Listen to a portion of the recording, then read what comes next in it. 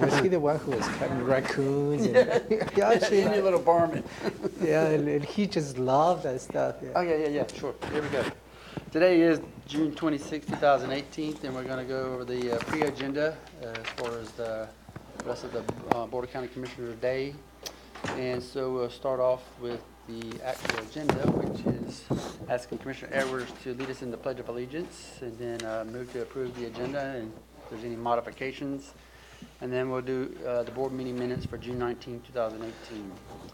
And today we do have one presentation. It's Mary DiMatteo. DiMatteo. Yeah. DiMatteo, sorry, yep, DiMatteo. From the Olympian Farmers Market, and she'll be talking a little bit about the community outreach and give a presentation on fresh bucks at the Olympia Farmers Market. Yeah, she's always a great one to have us come visit and give us an update in terms of the farmers market. She does that annually, so look forward to that. Any comments on that? You look forward to seeing her? Mary? Yeah. Oh, heck yeah, she's fun. She's a lot of energy. Yeah. For sure. She brought us nickels last time, or Oh, that's right, the wooden nickels, Yeah, I yeah. still wooden got nickels them. or something Yeah, like that. I'm saving mine for But she's energetic. for the budget. So. For the budget, we'll need those. Yeah. The Tenino nickels, that's the problem. The tornado doll. Yeah, dollars or whatever, yeah. All right, so that's the presentation, then we'll move into the portion where it's the opportunity for the public to address the board, and just circle around and see if anybody knows any outstanding issues or comments. I don't have anything No? pending, Okay. but you never know. Yep, you roll with the punches. Yep. Next, we'll move into number 2 item, which is the county manager's update, and let's see if there's Yeah, I any have preview a- on any kind of updates. I have a couple of updates for you. I'd like to close the loop on the ban of the discharge of fireworks. Yep.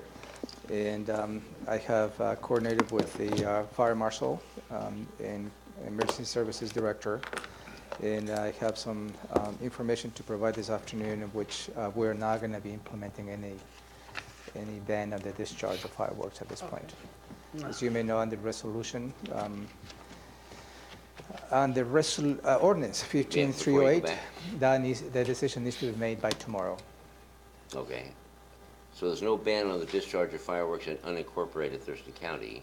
Yeah. However, there's always a ban on fireworks, discharge of fireworks in our county parks. Is it? Mm-hmm. I learned that Friday. Yep, that is correct. Yes. Okay. But I'm not going to get into the level of detail. Okay. You're taking some- I just want people to think, oh, green light, let's go. Burfoot, here we come. Oh, no. And also, I would like to highlight this afternoon, the staff from the Community Development, Community Planning and Economic Development Division received yet another award from the American Planning Association. This is related to the Climate Action Plan. As you may remember, they received an award maybe 3 weeks ago Yeah. from a different organization. So I will highlight them receiving this award this afternoon. Highlight. And maybe ask the director to come in front Yeah, I think that's more talk a little bit appropriate. more about this. So I will introduce him and And give bring any staff that's associated with yeah. it. So maybe Allison can be part. Those are the 2 items that I have for you this afternoon. Any questions, comments, concerns? Okay, that takes us to the item number 3, which is the consent items, and we have A through F, or Alpha through Foxtrot, and we'll just kind of buzz through these. Some of them we've already talked about, but we will just catch any updates or any modifications. So the first one is 3A, which is the Superior Court.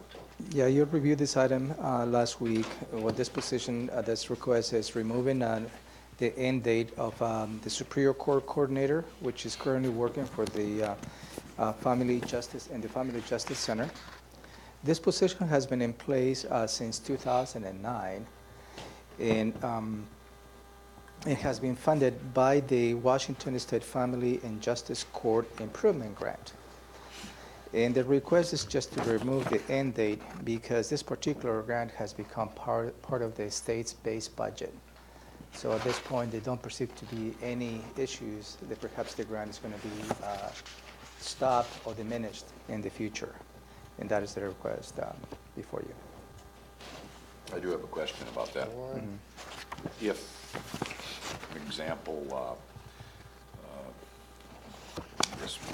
this last budget cycle where it was kind of up in turmoil and somebody's gonna get laid off or not, you know, and they didn't approve the budget, is that gonna affect this position at all What budget are you talking about, Commissioner?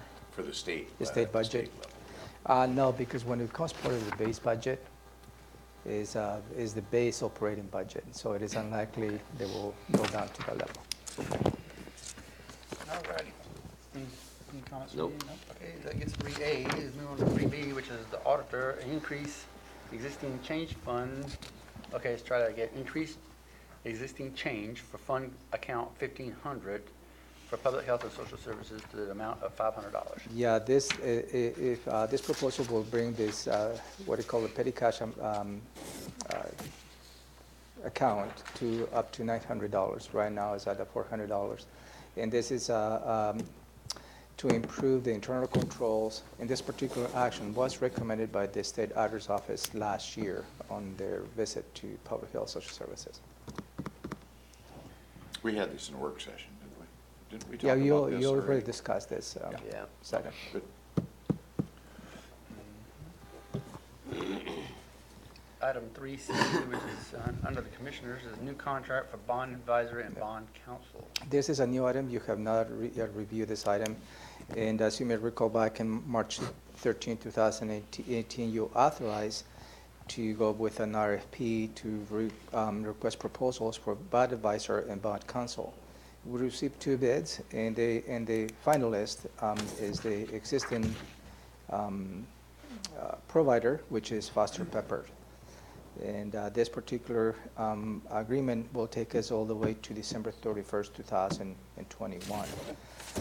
Even I can take you back. You authorized extending the existing contract through the end of June 2018, just to give us the opportunity to go through the RFP process, which is this. This is the end result. So PM is the bond Is it? advisor, and Foster Pepper's the bond counsel. Okay, thank you. That is included on the agreement, right? Yeah. Any comments? Is there a money issue here? or- Well, everything is based on fees. There is not necessarily related to a dollar amount. Okay. So, and that is included on attachment B of the contract, which is included in the attachment.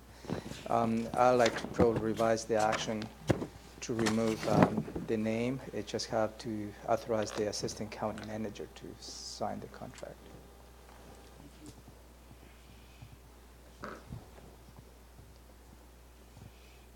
Oh, yeah, take out Robert Kinley. Yeah. All righty. So we'll do that little modification there. Next one is 3D, which falls under the sheriff's office, approval of the Black Lake Regatta application. Yeah, this is a yearly event, and this is a request to authorize the Seattle Dragon Ski Sprint Boat Association to hold the regatta in Black Lake between July 7th and July 8th of 2018. Thanks. Again, this is a yearly event they hold at Black Lake. Any questions about it? Yes. And they receive reimbursement for expenses for overtime and such? So the, Regatta? if the organizers require or request, they're not required, request any law enforcement presence, the sheriff's office will provide those services at an overtime rate, and those will be off-duty sheriff deputies, so they will not be affecting the response in the county. Right, and the regatta reimburses the sheriff's Absolutely, office for entirely, yeah. the fees, okay, the funding or costs. My question is on item 3C. Since Robin Campbell is not here and these contracts need to be signed, Michelle had asked me if the county manager can sign. So do we want to take out assistant county manager and just have county manager authorized to sign bond advisor, bond counsel, financial assistance? Can we do that? Thank you. Yep.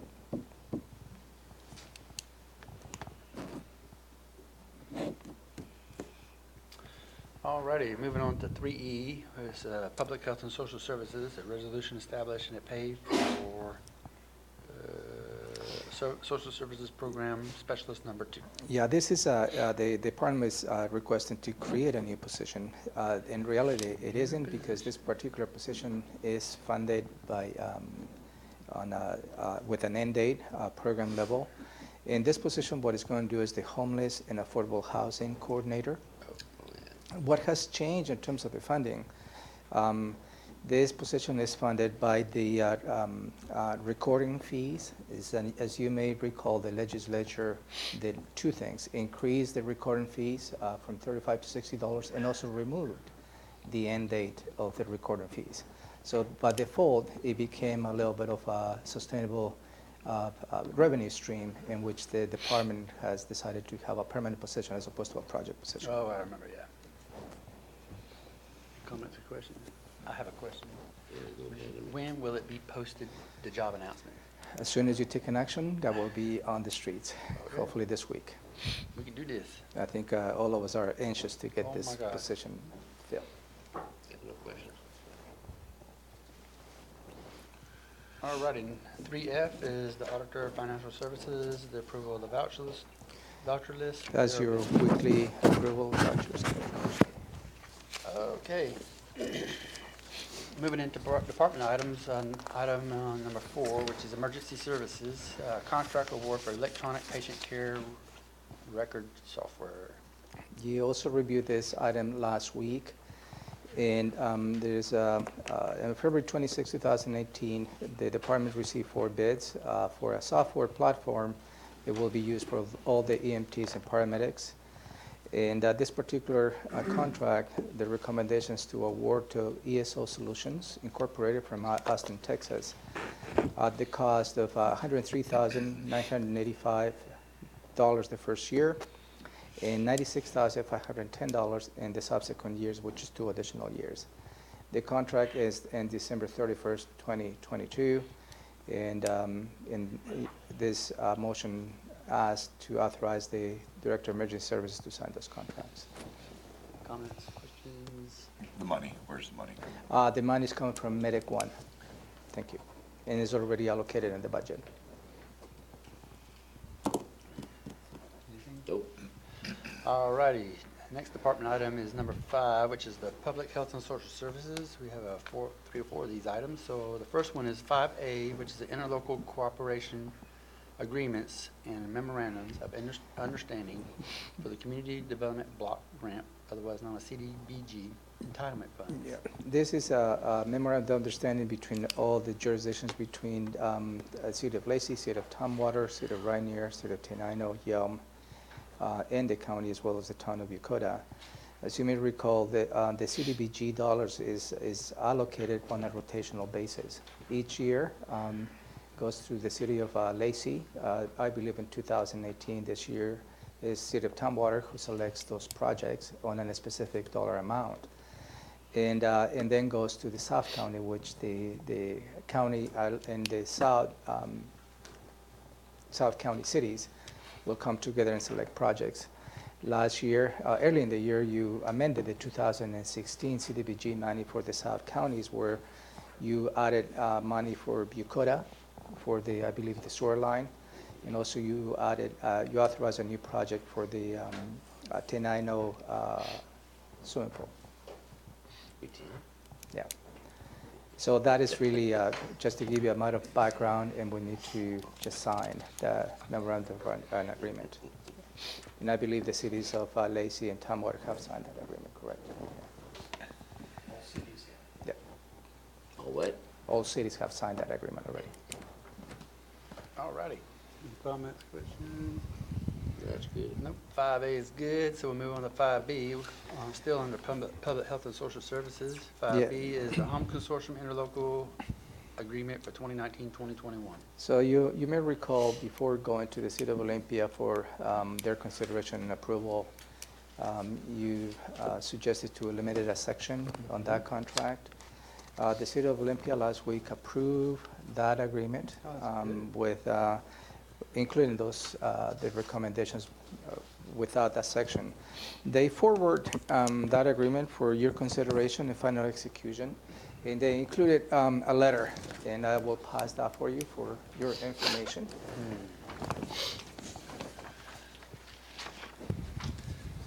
All right. Thanks, sir.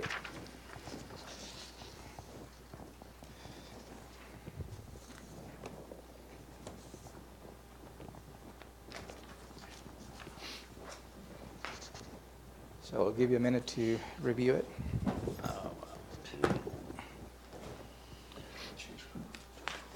Okay. However,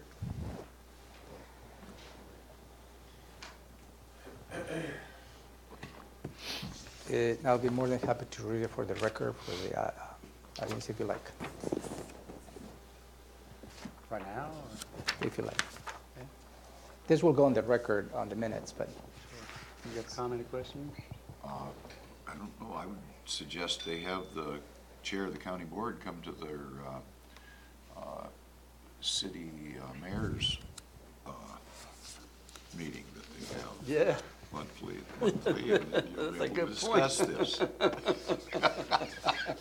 How about that? That's very good. I like So, that. so that could be the solution to That's that exactly it. particular issue. Okay? Well, at first blush, when I read this, I don't want to go on the record, Yeah.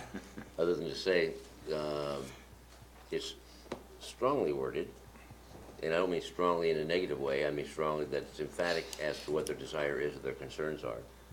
And I would like this to be worked out in a different fashion than right here and now, get my first gut reaction. no, I don't expect you to react or respond to this letter. I'm just bringing you this to your attention because the submittal of the approved agreement included this letter. Okay. So I don't expect you to react at this point or All right. perhaps give us a direction. This is just for your information at this point. And there is a lot of effort. The Director of Public Health Social Services met with a couple council members from the City of Olympia yesterday.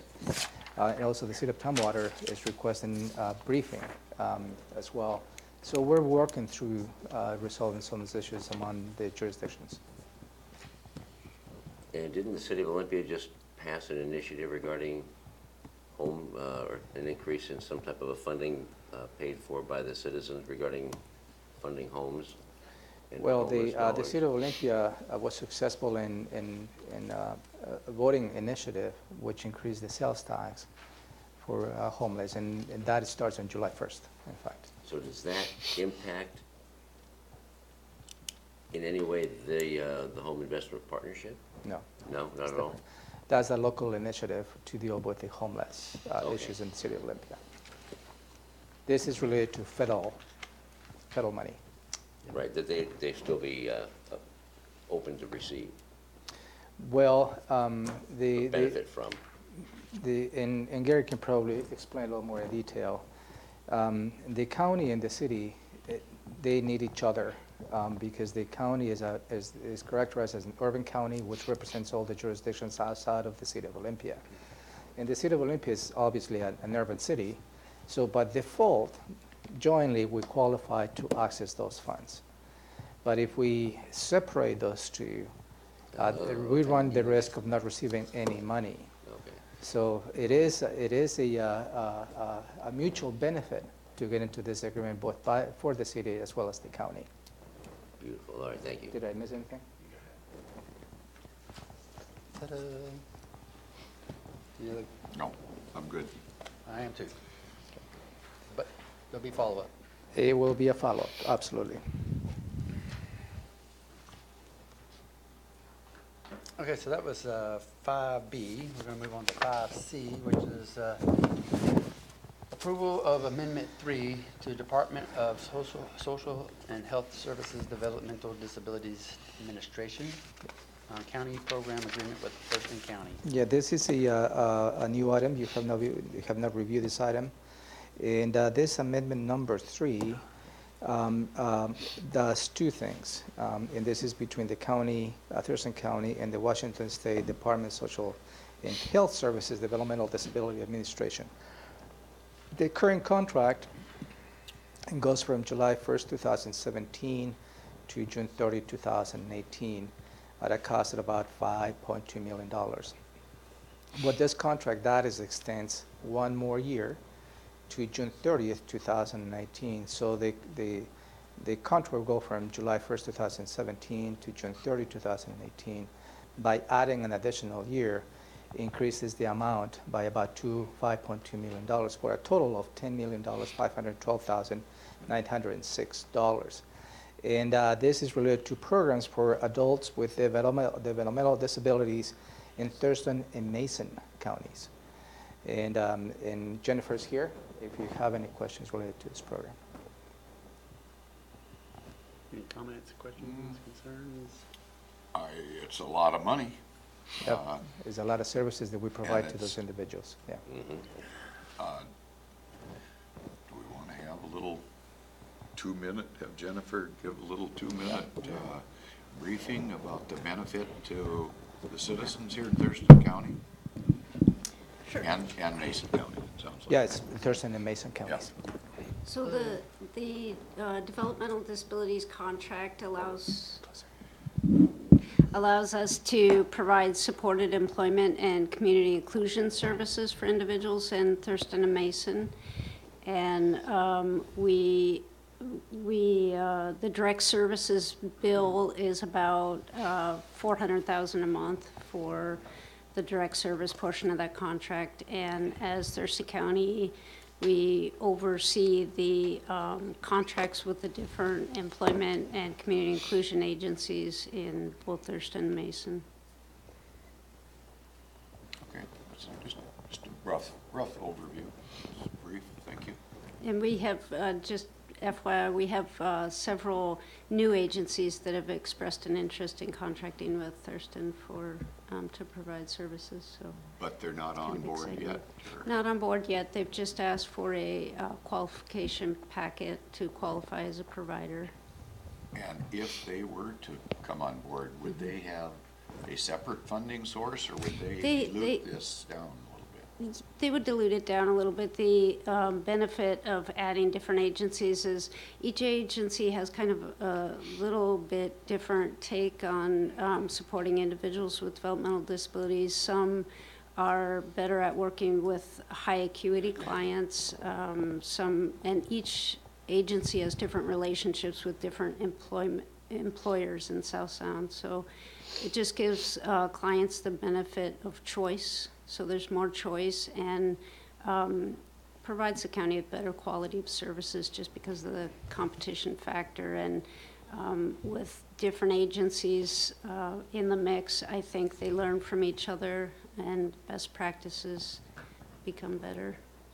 So overall, the citizens get a better deal? Definitely. I think with competition and different agencies learning from each other, I think the quality of services increases. Okay, thank you very much. Thank you. Jennifer, in either separately or in total, what's the population of Thurston Mason County of the DD population, or the folks that recipients that we serve? In total, well, so there's two components, because we have the county funds, which operate different programs, and there's different contracts, and then the state funds, so the total clients for state funds is about 450 clients. Okay. Fully supportive. Yeah, sure. Thank you. Much, Jennifer. Thank you, you. Jennifer. So we'll move on to what the agenda, item number 6 is now Public Works. And so is a resolution for temporary closure of 26th Avenue Northeast between the driveways of 4214 26th Avenue and 4215 26th Avenue. You also reviewed this item last week, Commissioners. And this particular request is to close the road between those two driveways, as you mentioned, for 122 calendar days from July 2nd, 2018 through October 31st, 2018. This requires a 2-mile detour, and what it closes is the through traffic is closed, but local access is not going to be closed. It's going to be allowed. It's going to be a little bit of detour. And this is to construct one of the fish passage programs, projects that you have. And this particular road has 750 vehicles per day, so it's a low volume roadway. You have a question? No. Just a comment. I do. If it's for fish passage, I'm willing to shut down the local street for a few months, 2 miles, and local access only, that's fine. And by this action, what it does is saves a lot of money. Because if you were to open the roadway while the construction of the culvert, it requires a lot of traffic control and a small detour, which brings the cost higher. Now this gets, I can keep going. That gets into a bit of a detail, but we're shutting down 2 miles of a roadway. No, we're not shutting down 2 miles. The detour is a 2-mile detour. Oh, the detour, but it's just one long giant It's block, just right? a- it's Or just- 3 houses or 4 yeah, houses, something like right, that. And how long is the culvert the length of the culvert or whatever that we're replacing? I believe this culvert is going to be replaced with a bridge of 20 feet in length. 20 feet bridge, that can be one of the steel bridges? Uh, Yeah, I'm not familiar with the details in every single location, but yeah, the bridges are prefabricated bridges, so we Yeah. actually came to you earlier in the year to give permission to order those. So yeah, prefabricated steel bridges, and then the culverts as well, the locations where those are going were also pre-ordered as well. Can you come up, Scott, 'cause I have another question about the bridge. I won't be specific on everything, so. This is Sorry. very basic. Because the cost of the steel bridge, which is a reduced cost, less expensive to do that than traditional ways, I'm told. And it opens up the light and everything underneath the spillway for the run. But someone mentioned to me that the reflection of the sun on the steel prohibits the salmon from wanting to go any further. So I don't remember what jurisdiction it was, it might be some other state. They were doing something different with the painting or something underneath, or the coating underneath the bridge to prevent the glare so the salmon would keep going. What is that, what is it? So I don't know if I can answer that one. Yeah. But I'm sure there's a variety of things you can do with steel to modify it from a variety of ways. So I can follow up with you guys on that one if there's something specific that we've learned. If I may, I think what you're asking is one of the specific requirements the U.S. Fish and Wildlife has, because No, it's there a is. requirement the fish have. But as part of the permit. Okay. Yeah. Yeah, but You need to address whether it's too much shade or too much light or too much reflection. So the materials Okay. approved in this contract addresses all the terms of the permit.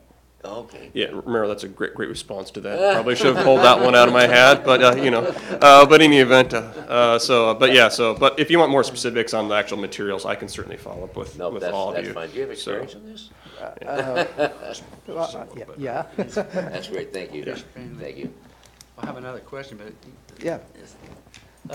I just curious, why is it a board vote or motion for something like this in terms of an operational aspect? I think it's more of a director's level. Because the legislative authority is the one who changes the speed limits and Rules of the closes roads. roadways. Yeah, road closures takes an But act of certainly you can delegate that authority, and I can explore that possibility if that is the wish of the board. Well, it's not gonna kill us, but just. All right, not a problem. And if I may, in charter counties, it's different. You allow the delegation of authority. That's stretching it, but okay. I can explore that if you like. No, it's just one more item, but we don't do that for haven't done it for previous closures and stuff. If I may, you have closed approved a couple of closures. And in fact, you approved one by a developer, request by a developer last year, and it was on the area of, It was over by Marvin Road, I Marvin believe, Road. yeah. And the other one, I think we closed Little Rock Road temporarily when we did the bridge replacement there. We don't ask for road closures very often, to be honest with you. I mean, those are big impacts, generally speaking, so we're very, very cautious how we approach those with you and the community, so.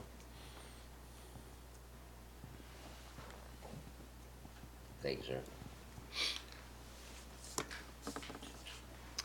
6B, approve project prospectus and local agency agreement of 2018 Highway Safety Improvement Program.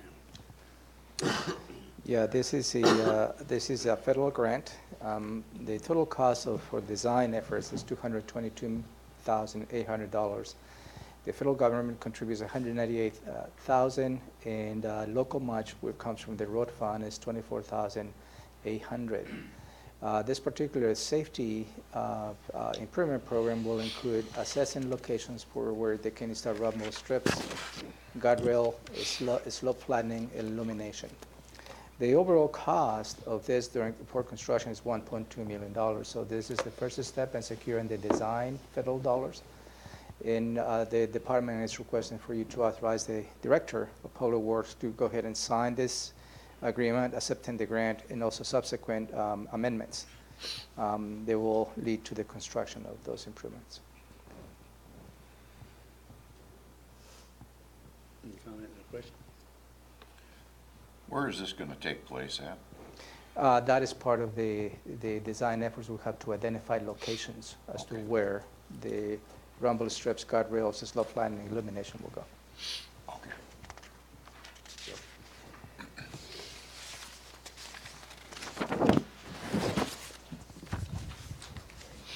All righty, number 7, community planning and economic development. We're going to set a public hearing for the Spooner Land Use Plan Amendment. Yes, you had a couple of briefings on this particular request for land use amendment that was generated by a citizen. The staff briefed the board, which provided you with 3 options, and the board agreed to move forward with option number 1 and number 2 to receive public testimony. This particular action is requesting the board to set the public hearing for July 24, 2018 at 5:30 in the afternoon in this room for you to hear testimony on those proposals. Any questions, comments? 24th of July. Okay, so item 7B, final consideration ordinance to update the sign codes in the 4 Thurston County zoning ordinances to amend regulations for non-commercial signs and related amendments. Yeah, this is the final step and your final consideration to adopt the ordinances, the ordinance updating the sign code for the county. And as Commissioner Blake stated on when you reviewed this item last week, this is related to federal litigation in which we need to comply with the new signage. And Jeremy Davis is here if you would like additional information on this final action. I don't, is it in line with the cities, their ordinances within the UGA and the U.S. Supreme Court? This particular ordinance, if I may, only addresses unincorporators of the county. Just in our, yeah, but including aren't they? including the urban growth areas.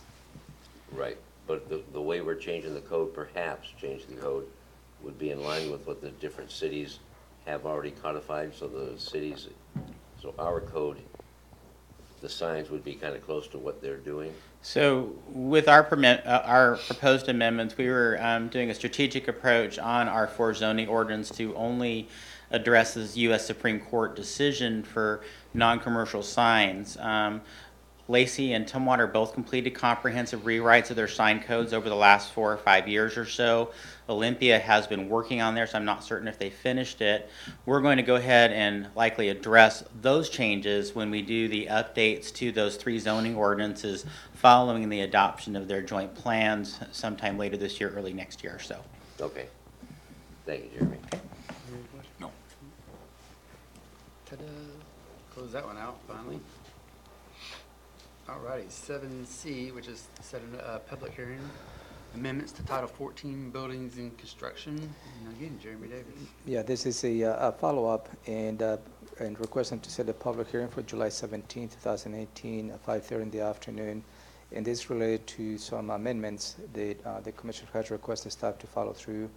And let me just walk you through briefly what those amendments do. Increases the size of exempt storage buildings in rural county from 200 square feet to 400 square feet. Also exempts exterior siding replacement, same size windows, indoor replacement requiring no framing modification, solar panels, and replacement of electric, forced air, heating units, and electric water heaters. Those are all exempt with this proposal. Also, the expiration of a building permit will be extended from 180 days to 1 year. Amends the fire code to include clarification of the standards and allowing an administrative waiver for fire flow where the occupancy is no more hazardous than the existing occupancy. And also amends the special flood hazard areas as part of the emergency management agency. Those are in a high level some of the amendments you will be considering and receiving public testimony on July 17. Comments or questions? We'll, after we have the public hearing, we'll also have time to, I'm curious a little bit about the fire code, but I think we'll have time down the road to. Yeah, and on the public hearing, you will have the options just to close the public hearing and approve the proposed amendments. You can just close the public hearing and have additional discussions after the fact. Okay. So that's to the prerogative of the board.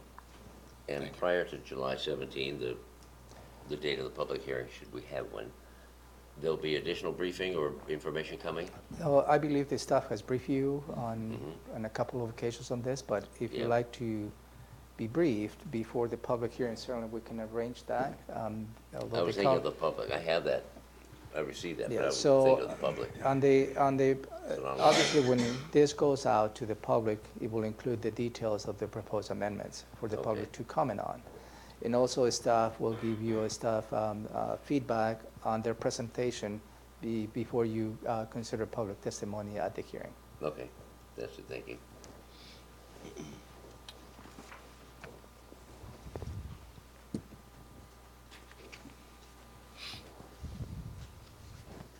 All righty, that brings us to item number 8, which is the Commissioner County Manager's items, A, B, C. And then at 3 o'clock, we have a public hearing. Public hearing is Public Health and Social Services. Public hearing on 2018-2022 Housing and Urban Development Regional Consolidated Plan and the 2018 HUD Annual Action Plan. So there's, for your consideration, will be to close the public hearing. Depending on the public testimony that you receive, you may consider adopting the 2018 Housing and Urban Development HUD Action Plan.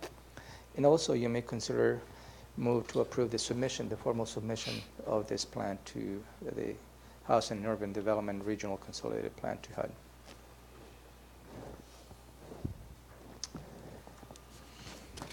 If it's as in the past, we haven't received much of a public testimony on those particular actions, but you never know.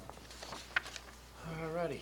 So that concludes today's agenda. I'll just make a note that if the public hearing comes up at 3 o'clock and we're still in the middle of the other agenda items, I'll open up the public hearing and go through that and close it. Depending on the time, if it's 3:01, I'll probably close it off and wrap it up. But if it's going to look like it's 3:30 or something like that, I'll open up the public hearing. Okay. Also, Commissioners, the July 2nd Board of County Commissioners, which is next Tuesday, has been canceled. And also we'll make it July 3rd, thank you, Tuesday, July 3rd, not July 2nd. And the third. Third. All right. Any comments or questions on the agenda from anybody? Okay, so the next item on the agenda is proclamations and awards. Is there anything? Nope. Moving on to the next item is briefing, public hearing decisions pending. And the first item we have is the final regulation for marijuana producers, processors, and retailers, marijuana overlay options. As it was briefed on 20 June. Yeah, you will receive a briefing on overlay options, which is that providing you with options number 1, 2, and 3 as to how the overlay could work. And I'll ask Jeremy to come over and Josh just to walk you through some of the options that you have moving forward.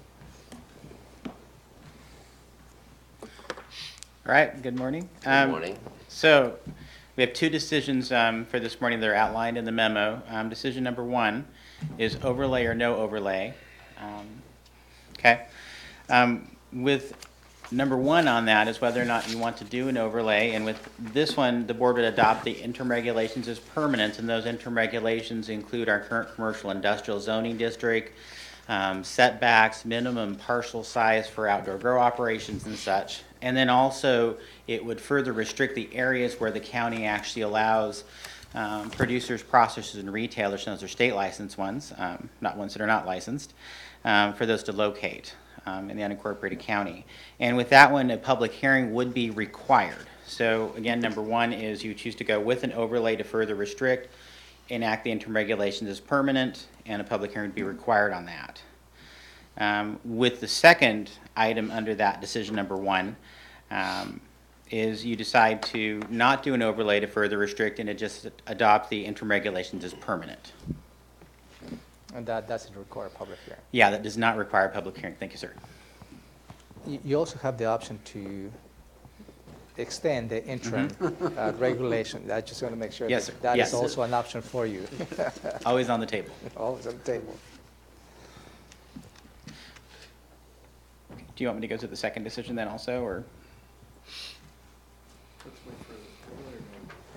So I guess you heard the options of the 3 options of the overlays. The option number 1 included all the urban growth areas in the county. Option number 2 included just the UGA, Olympia Lake and Tumwater. And overlay number 3 included the cities in the UGA, Olympia Lake and Tumwater, and have an exception on the usage of grandfather in on the Grand Mountain area operations that currently exist.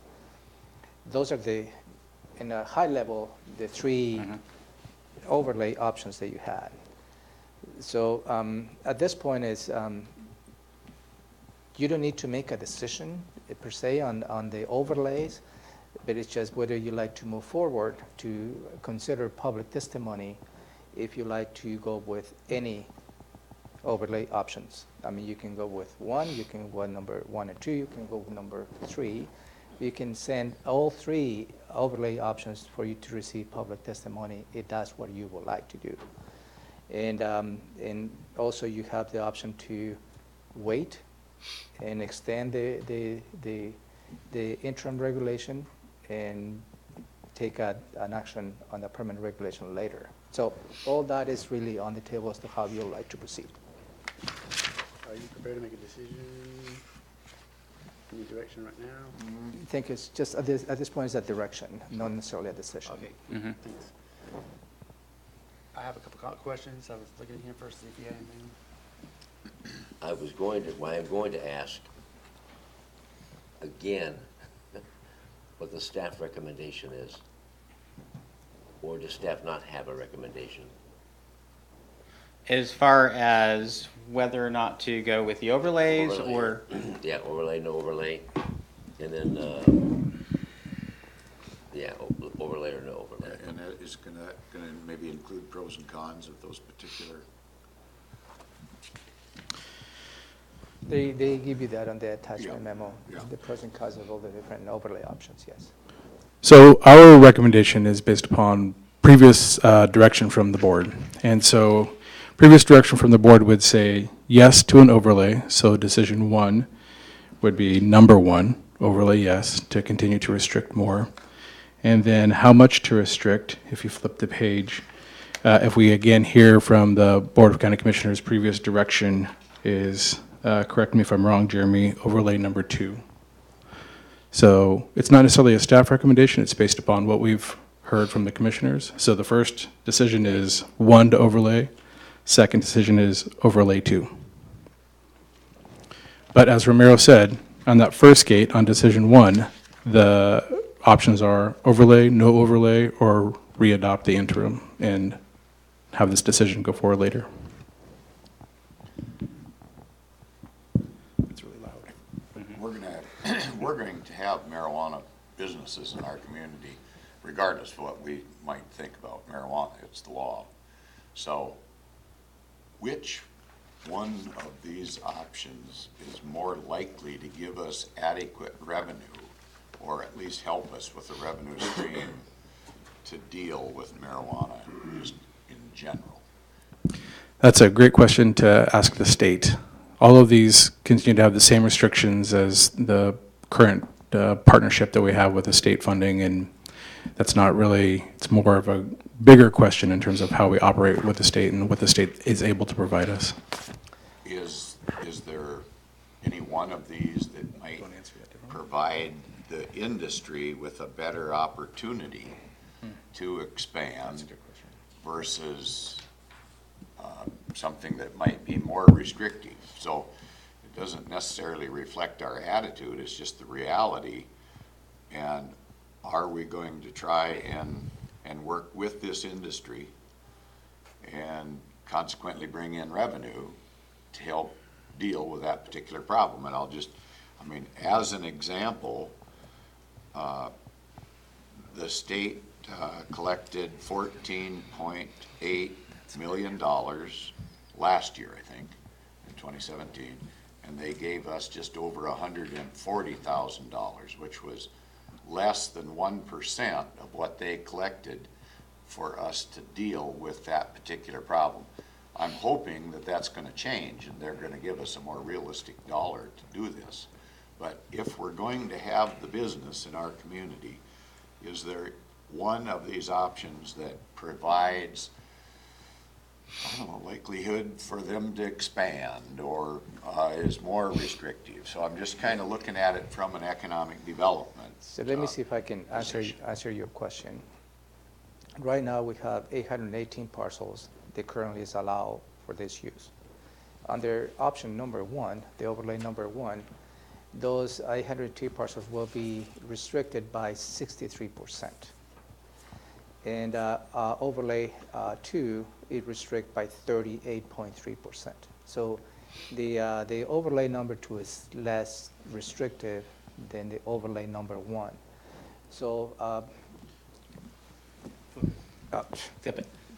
sorry, the overlay number 1 is less restrictive than the overlay number 2, because you allow more usage, which include all the urban areas.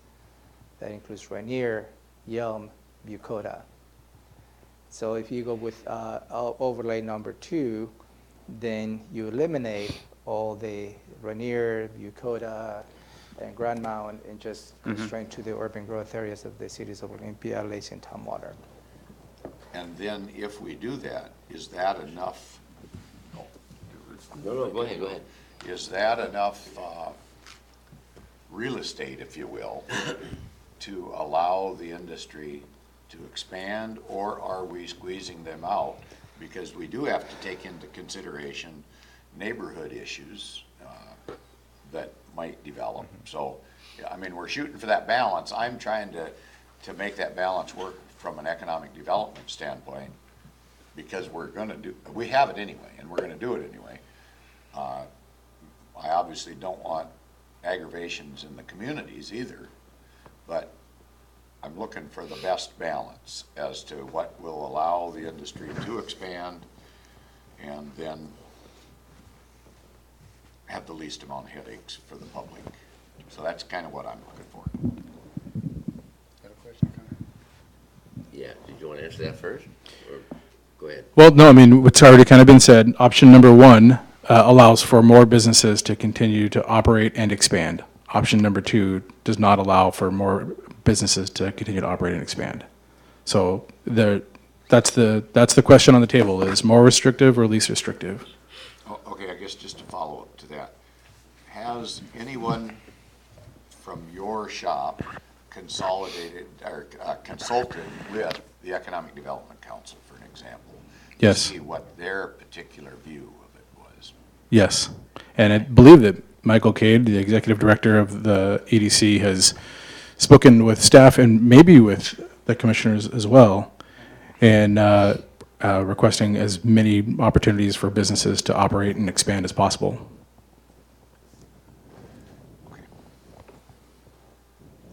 So counterpoint, and I understand Commissioner Edwards' concern with the revenue and such, and we have minimal control over how stingy and tight the state's going to be with the money they divvy back, dole out back to the counties. And that's a long-term issue. My concern is that Thurston County becomes the Colorado of Washington State. And my concern is that Grand Mound will be the Colorado of Thurston County, where everybody from Canada to Mexico want to open a new business in Thurston County. I don't care if we open up 100 new stores because it brings in a few more dollars. I don't want marijuana to be our major industry in Thurston County. So when I look at Grand Mountain and protecting that area, the whole region down there, I like option number 2, the overlay number 2, because bullet 4 and 5, all Grand Mountain locations are can remain, but no new ones open up, right? Yes, sir. Yeah. Okay, so I'm happy with that, but it also addresses the concern I think Commissioner Edwards has. It's a lesser reduction of area than overlay 1.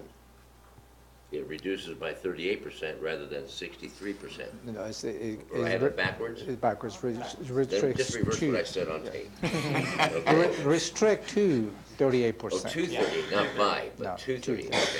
So I'm happy with that, doesn't address your concern then, but I'm happy with that. Yeah, I don't know that our concerns are that much different. No. I'm trying to make it all work. That's what I'm Yeah. looking for. So am I ready to make a decision? No. Not really, but I don't think we're doing a decision right now. We're just doing direction, Provide a direction. right? And so let me ask you the question whether you like to have another extension of the interim regulation, which is coming up in September. Yeah, we would come to you in September Yeah. for a hearing. Well, I was gonna ask the Decision-making timeline. So Yeah. what's the timeline? And then I have a concern that we haven't addressed yet, so. So right now, for an extension of the current interim regulations, they expire on November 8th. So we would come to you in probably early September to set a public hearing for late September, first part of October, for you to take public testimony and have a decision on that extension. So November 8th is the. is the expiration date, right? Okay, so here's my concern. They addressed as far as the dollars, economic dollars, whatever. I would like to talk more with Director of Public Health and Social Services and the BHO on the substance abuse and the health concerns of more or less marijuana that's impacted the county in terms of the unincorporated area. I'm looking at it from a health standpoint. I'm taking that commissioner role for us. So with that in mind, I would ask my two teammates to extend it one more time so we can have that discussion and make that decision come this fall. But that's, I am fine with that, because I have to say, I think it's a complicated issue that we want to get right. And so even the industry really is changing as well. There's medical information that's coming that, is showing that it's more, yeah. it's more of a problem than we might have originally thought when this was authorized by the residents of the state. So I'm not in a big rush because I don't see that it's going to change anything by delaying a little bit. I mean, we're going along okay, and so I don't mind the delay myself. I eventually want to get to a solution, a permanent solution, but I'm fine with the delay for now. One thing I've learned over the last 20 months is, or 18 months, is there's no rush to judgment here. In any decisions that we make, there's no rush. But I heard this line in a movie over the weekend, and I love it. That politicians are like crabs. They walk sideways to make progress and go forward. And that's exactly what I think we're doing. We keep walking sideways But we're hermit before we go crabs. forward. It drives me nuts to extend it again. I want this done and dusted. However, my seatmates bring up excellent, comments regarding research and further digging that needs to be done. So I will remain patient. Especially for children. So Yes. that's what I'm worried about. So let me see if I can encapsulate the discussion. What you're suggesting is you would like to have Public Health Social Services to work with CPED as to the impacts of any of the proposed overlays on public health. And BHO. Okay, and the BHO, Thurston Mason Substance BHO. use area, not job use. And considering that you would like to have a comprehensive analysis of the impacts on public health and consultation with the department as well as the BHO, at this point you'll consider to extend it one more time, the interim regulation, so allows enough time for the assessment on the impacts of any marijuana, permanent marijuana regulations on public health. That encapsulates it pretty good for me. Yes, yeah, your suggestion is right on. It is right on the money, public health. And then we'll be, Okay. Okay, thank you, sirs. Have a great day. See you later. Thank you, guys. good work, hang on, we'll be there. Thanks, Promise. Jeremy. All right, so that gets us past item number 1. Well, go ahead, we have a few more minutes, we'll try to get in the item number 2, which is the utility rates increases that was briefed on 20 June. Yeah, this is a request by the department, and again, you're not making a decision on the proposed utility rate increases. It is just provide a direction to staff to continue within the process. So you may recall you have in your packet, the proposal is to increase the Olympic View by water and sewer by 5%, Thomas 5%, both water and sewer, and the Boston Harbor 20% for water and 5% in sewer, in the Grand Mount 5% of both water and sewer for 2019 and 2020 each. When you heard staff's briefing on this, you requested what are the strategies in terms of reaching out to the public. So in your packet, you have this information, which provide you with a plan as to how the department is planning to do the public outreach, and begins on July 2018, start developing the messages, moves to August 2018, publish on the website, have a frequently asked questions, include in August a notice on the utility billing notices, so the public start getting informed about the proposed action. And in September, we'll send the postcards announcing actually public meetings with each of the affected ratepayers. And also you will have another opportunity to have public testimony when you set the public hearing on the actual rates. And that will be in association with the adoption of the budget. So if it is satisfactory to the board in terms of the steps the staff is planning to take on the public outreach, what will be your direction? Move forward, I'm satisfied with it. Three of us. All righty, so it is 10 o'clock. Why don't we take a break for 10 minutes, and then we'll come back and resume progress. So, Okay, are we going to like legislative issues? Mute your mic, what you can do first. You may consider going item number 1 so the county treasurer can address. Well, we're going to jump down to number 1.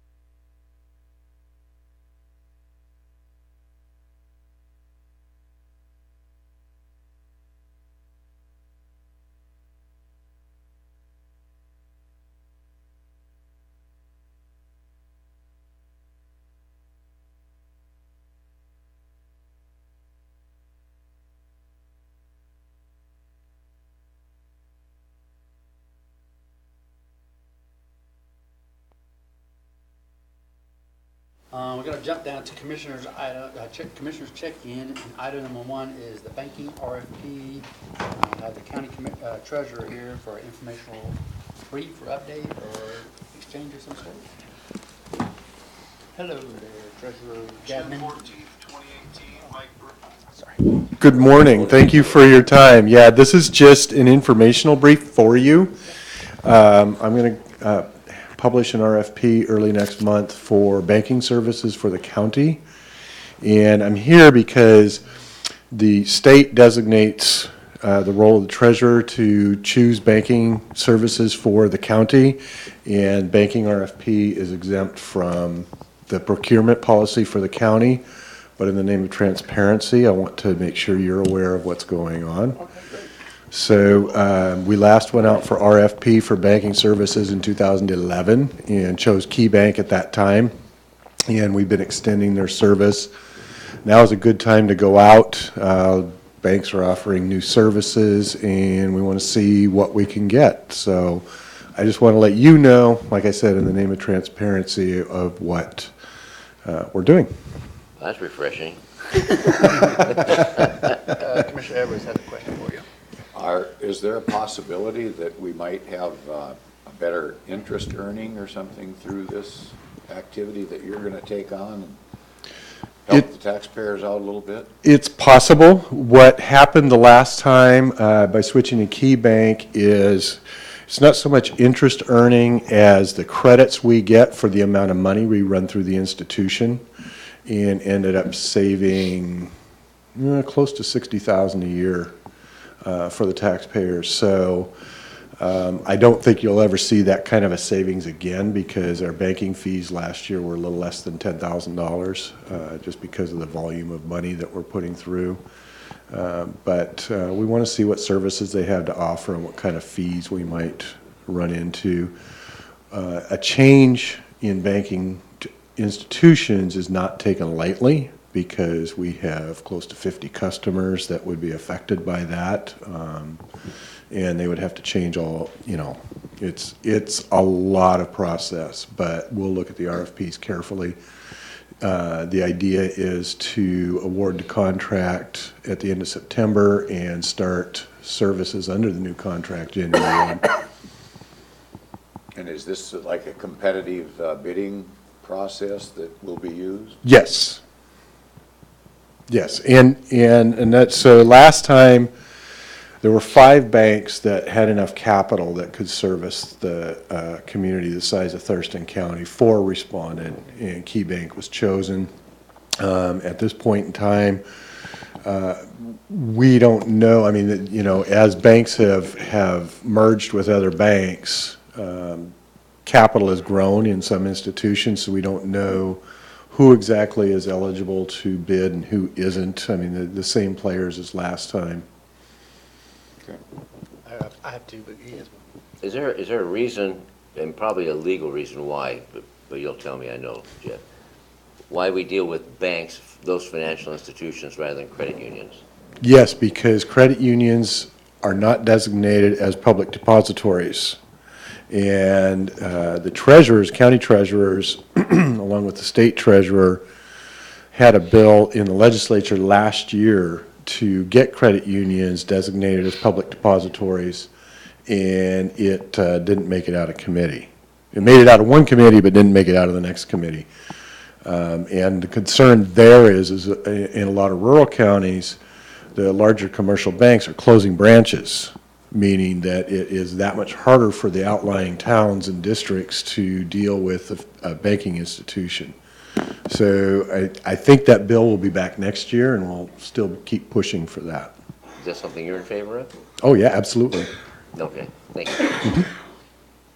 Mine's back to the point of the RFP. Is there a timeline and a decision point on this? Just kind of generally what's to be expected as far as? So we've, last week and this week, we're publishing the public notice that we're going to release the RFP, publication, or that we're going to publish the RFP. Publication will be July 9th. The question period will be the period for the interested institutions to form questions and submit them will be the end of July. Then we'll go through a process. The final submissions are due at the end of August. Go through the review process. We're looking at awarding the contract at the end of September with the beginning of service under the new contract January 1. All right. Let us know. All right, I will keep you informed. Thank you very much for your time. Thank you very much. Thank you, sir. Okay, we're gonna stay on commissioners check-in, and then we'll go to PIO after that. So the next item is the E-inspections. Is there anything that Josh, you need on for here? Yeah, it's the inspections. E-inspections, how about capital interest or any of that? Okay, we'll go with E-inspections then. Yeah. And are you here for something too, Scott? Is there something on commissioners check-in? I think he's here for the Hill Stripe letter. Oh, okay, we'll cover that short. Okay. E-inspections, what does this mean? Yeah, so this is, we had been calling it previously Skype inspections, so how we work with contractors to minimize the time that it takes to do their inspections on site, but to not have a brand name, it's now e-inspections going forward. So we've been piloting this with different contractors, and there's some successes and some challenges that we're learning, and I'll just kind of go through real quick. The first kind of concept is that on site you have your mobile device, and then back here at the county or wherever the inspector is, they've got their mobile device. And so you can either do it one of two ways, either a live video where you're looking at what they're looking at the exact same time. But what we found is that it's actually more freeing for the contractor to do an email video. So on their path, whatever their timeline is, they get to a place where they've completed whatever they need to get done, and then they can take their mobile device and make a video of it, and then email it to us, and then we review the video and then give them their approval. So instead of it being live, we found that the email is actually more effective for the contractor. And we've been piloting it right now with pole barn holes. So the post holes that pole barn beams go into.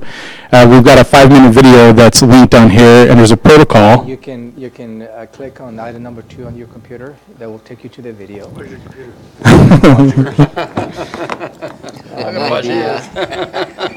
I don't know, Vicky can. Vicky would Yeah, normally mine's punch up it now. in, but Is she? She's out. Oh, no, I think she's here. Well, Hey, you could probably just look over yeah, I shoulder there. punch over here. Yours is broke or what? Huh? I haven't logged in. I was going off the paper. Hang on, let me get through here. And it's, it's just, essentially it's the protocol, so, I don't see a link on here. Under E-inspections? yeah, it should be a hyperlink there. Click it on the hyperlink on the agenda. There's no hyperlink on there. You want me to open the agenda, the new agenda? There you Electronics go, are young fast. man. Sort me out. So maybe I'll talk to what you'll see on the video. You want to keep going, or Yeah, hang just on. hold on? You want popcorn and watch the picture show here. Oh, now you did it.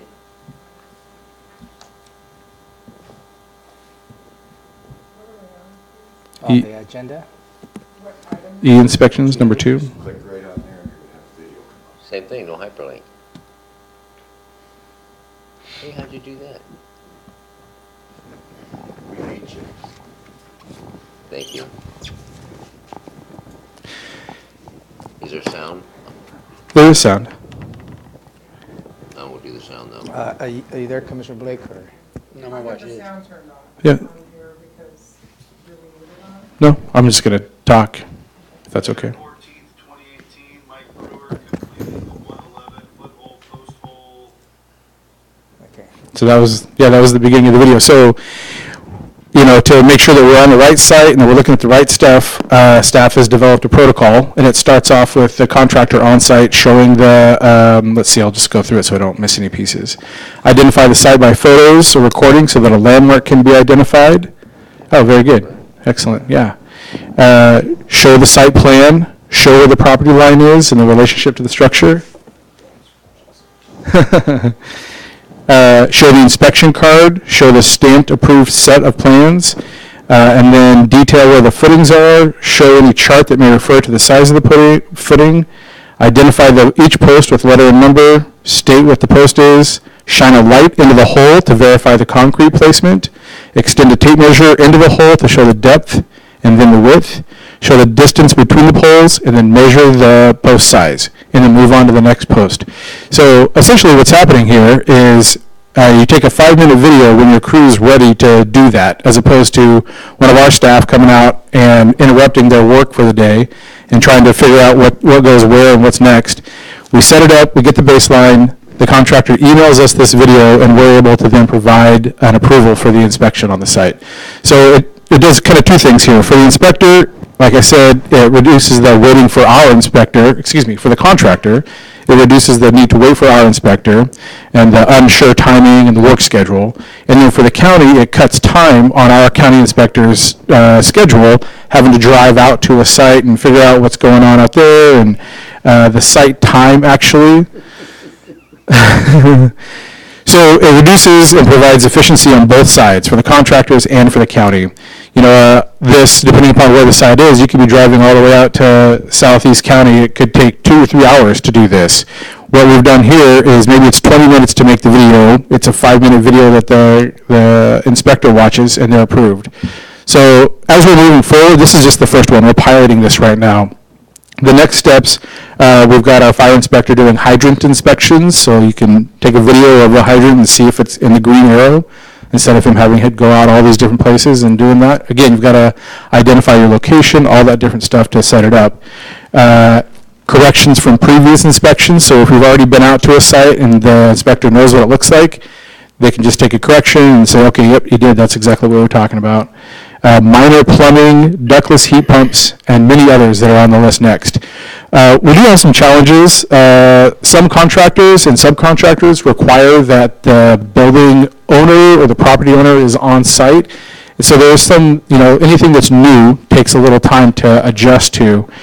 So we're just kind of figuring that out right now. It's definitely not, gangbusters at this moment, but once we get the kinks worked out on some of these first pieces, then I think we can start to advertise that we have this as one of our services to offer. But our staff is doing it right and crossing the T's and dotting the I's and making sure that we have protocols set up. So You made mention to somebody needed to be on site. What is that? Yeah. I didn't catch what you were talking about. So this isn't us, so this is hard for us to fully explore, but we've said to some contractors, hey, do you want to try this out?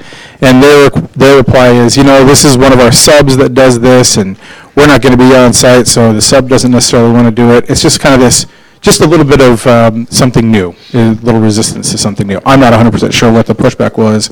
It was from the contractors, not on our end. I think what you said is some of the subs didn't feel comfortable if the owner of the project is not present while they are. But that's the feedback the staff has received. Why would it Well, matter? I don't. We don't know. Well, we can respond to that because it's their perspective. So that's the They feedback. just rather dilly-dally around Well, until you charge more? or Well, what? I can't speculate. We can't speculate on that. Cannot. It's just the feedback that we have received. Okay, so I see you've got, so Brewer is the one that did this with you guys, kind of in conjunction with your trial? Mhm. And what was his initial reaction to this? So his initial reaction was he preferred the email, being able to do it by himself when he was ready. So that's how we made that adjustment, was we said, hey, can we schedule a time to do this? And he's like, do you mind if I just do an email? And we said, yeah, sure. And so he enjoyed it. He appreciated it. Yeah, okay. Yeah, as far as I know. So you'll have something like this so that in the future, somewhere down the road, citizens will be able to get an idea of what is expected of them. Totally, yeah. We'll have the protocol printed up, Yeah. and then also how you do a video and the email address. It's all set up. We just haven't, we're still piloting it.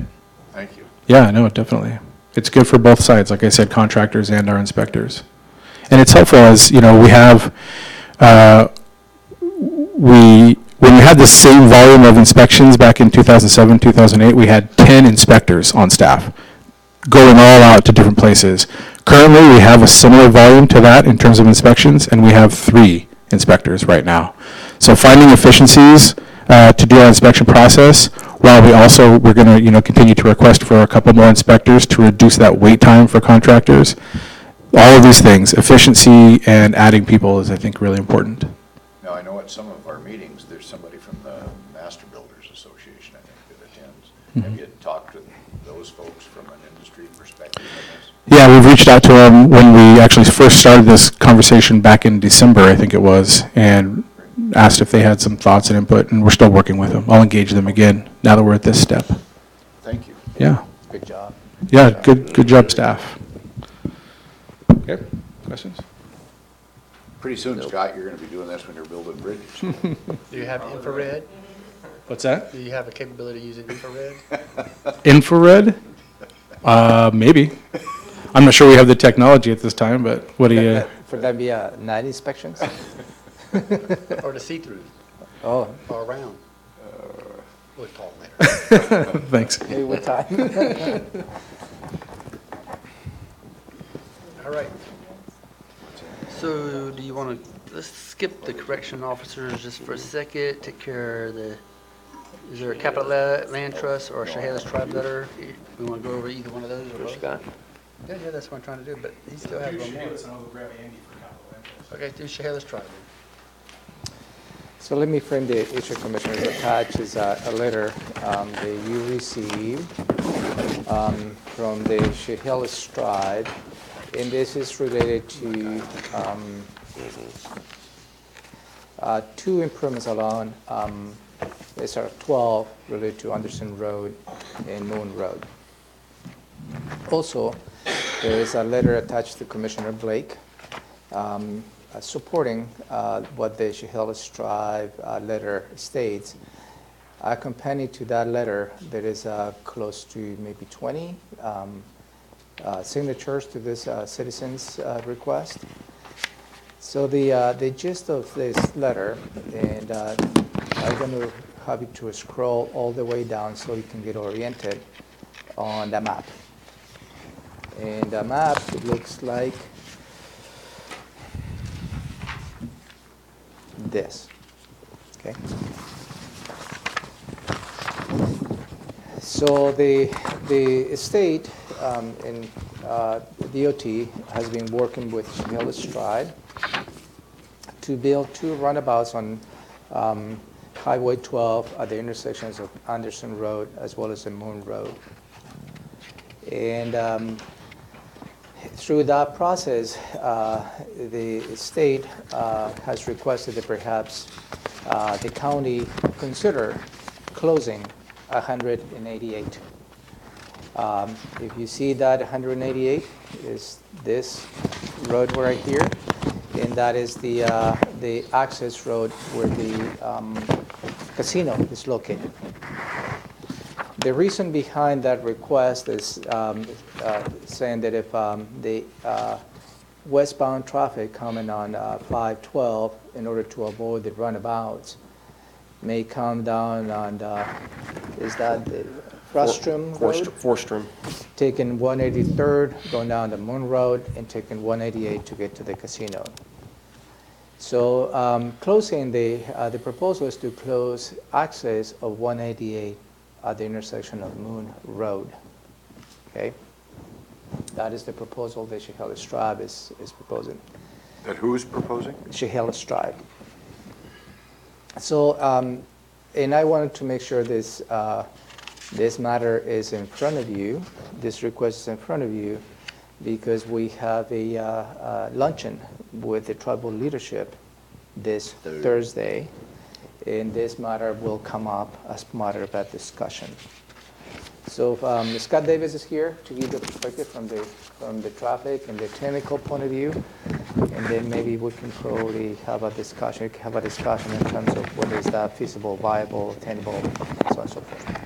And perhaps the process that we may need to go informing the public if that's the direction that you want to go. Okay, can I ask a question? So walk through the traffic. All right, so Romero gave the bluff, I guess long bluff, I guess, right? So the tribe and DOT approached the Public Works Department regarding this closure that on 188 that Romero mentioned. Just kind of more of a little bit of background, I guess. So before the casino went in some years ago now, our ADT on 188th Avenue was 100. It's over 3,000 now. primarily, casino-related traffic. And so a lot of that traffic is using Moon Road, some of it's using 183rd from Forestrom that Romero described. And so, although I haven't seen all the letters and comments that I think the tribe and the DOT's heard, we have heard through previous meetings with some of the residents down there that they are concerned about speeding and casino traffic, generally speaking. So when the tribe asked us about closing this roadway, it was like, well, we need to get public input before we do anything. And so I guess that's really what we're looking for from you is whether you'd like us to seek some community input before we even come forward with a recommendation of anything to the three of you to consider a closure, because the closure is a big thing. Moon Road does flood when the Chehalis comes up. Moon Road floods, and then shortly thereafter, 188th floods. And so, if there's any consideration along these lines, we'd have to be taking that into account too to make sure there's proper access and safe access for the county residents in the area. We have not investigated any costs associated with doing a closure or what that would entail. That's a little bit presumptuous at this point, so we really haven't investigated that. The state, at least on a phone call, they said they might be willing to participate in some of the costs associated with making that change, because it would probably result in some changes associated with their work as well. Let's see. We do have, just in general, if something like this happened, we do have 2 bridges on 188 that we maintain. How many? We have 2 bridges. 2? 2 bridges, yep, that we currently maintain and are responsible for, so, none of that would end. We don't actually anticipate, if this actually does happen, any overall maintenance reductions, because we'd presume that we're still maintaining that road for emergency access or for whatever other purposes that are deemed fit. So we don't anticipate any cost changes or savings associated with this decision at all either, if it ever gets to that point.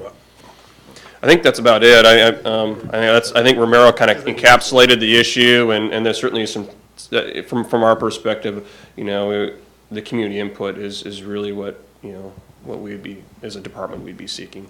So. He has a question, he has a question. Just, what's the gist of the signatures? The signatures is, they recommended for you to consider what the Chehalis tribe is requesting. Okay, so the community down there is kind of, At least the at least these people. these individuals have Here. signed a And letter. when you talk about, you don't anticipate any less maintenance, how come, I mean, do you maintain the bridges even though you close the road? Well, you, Oh, sorry, go ahead. Well, if we're still looking at emergency access for, it's okay, you can jump in. If you're still looking at maintaining emergency access for the community, we would still be looking at maintaining that road surface so it can be traveled. We'd still be maintaining the bridges so, any of the vehicles could go over them. And so now, would we have to repave it? Would we have to mow it as often? Some of those might change, but we'd still maintain that road so it's passable by, whether it's emergency vehicle or a county resident. So Is this on tribal ground? it's within the reservation. Yeah, so how does that work? So it's not the tribe's property, it's not the tribe road? The road is, I won't get into the ownership piece, but the road is a county roadway, county-owned, county-maintained roadway within the tribal reservation. And that's not uncommon, so, around the state. So there are tribally owned roads within the Chehalis Reservation, but 188th, Anderson, actually Moon Road are both within all of them are within the reservation right now, so. And who owns them? We own and maintain them. Anderson Road is split between Grays Harbor County and Thurston County. It's right on the center line is right on the county line. So that's an interesting one just in general. Grays Harbor coming out, you're in Thurston. Yeah. So yeah, we're responsible for the maintenance of all 3 of those roadways. I like your artwork here. Yes. That's gonna be, So Scott, So we should give them a gold star for that. so, okay. DOT, So the question before us now is to close the road or not close the road. Well, yes That's and what we no. consider We're just now. looking at seeking public, we just want to, as a department, we Right. want to get community input. So my question is, aside from those that want it closed, and we kind of figure out why they want it closed, what we're going to hear from the opponents to this, we imagine, unless you know more than that, would be easier access in and out to the casino. Well, yeah, I mean, we No. wouldn't probably be doing community, we wouldn't probably be engaging in terms of some of the people attending, going to the casino. It would be the property owners in that general area accessing Moon Road, 188th, and then 183rd. That'd probably be that where our community input would be focused on, not some of the folks actually attending, going to the casino. Because what the tribes that has been trying to do is, a lot of the improvements they've been doing out there has been focused on Anderson Road to make that the primary access in and out of the tribal reservation, but also to the casino, and pulling away some of that impact from some of the county roadways. But there's people find ways to get places the way they want to get there. So we do have a lot of cut through traffic on some of the other roadways. I was looking for the pros and cons of it. You kind of touched on that. Yeah. Right, you got a drawing you want to, I don't still understand what's going on. So Highway 12, Yeah. Anderson Road, Moon Road, and there, Thurston Road. The state is planning to build 2 runabouts in here. And the concern from the tribe is, because individuals who come into the casino, which is located off of 188, may want to avoid the runabouts and will take this route. Information to make people avoid it now. Right? Yeah. So that's their concern. And those roads are very narrow, doesn't have the capacity to withstand the 3,000 plus vehicles per day. So their proposal is to close this, and most likely will be a cul-de-sac. Because 188 will be, for emergency vehicles, have to provide a turnaround. So on that scenario, the traffic that is coming to the casino will be forced to come on Anderson Road into the casino. So instead of missing one roundabout, they're going to hit 2. We're going to make them do 2 roundabouts. So Yeah. then, and as you know, the Chehalis Tribe for a long while has requested the county to give Anderson Road and Moon Road to the tribe for them to own and maintain. That's the request. I'm sorry, go ahead. But they don't want 188. I included, they want all the roads within the They do. reservation. Anderson, Moon, and 188. 188 hadn't been brought up in many years. Moon Road's kind of dropped off, definitely Anderson, but I always thought it was the other part of Anderson, not the long part. Yeah, when you have, because this is, through the whole conversation, I think narrowed down on the safety Right, improvements. that's always been a yes. This, but if you may remember, Commissioner Glick, their initial request was all the roads. Long time. Yeah. That's very rarely come back up again. So that May is happen. the gist of their request.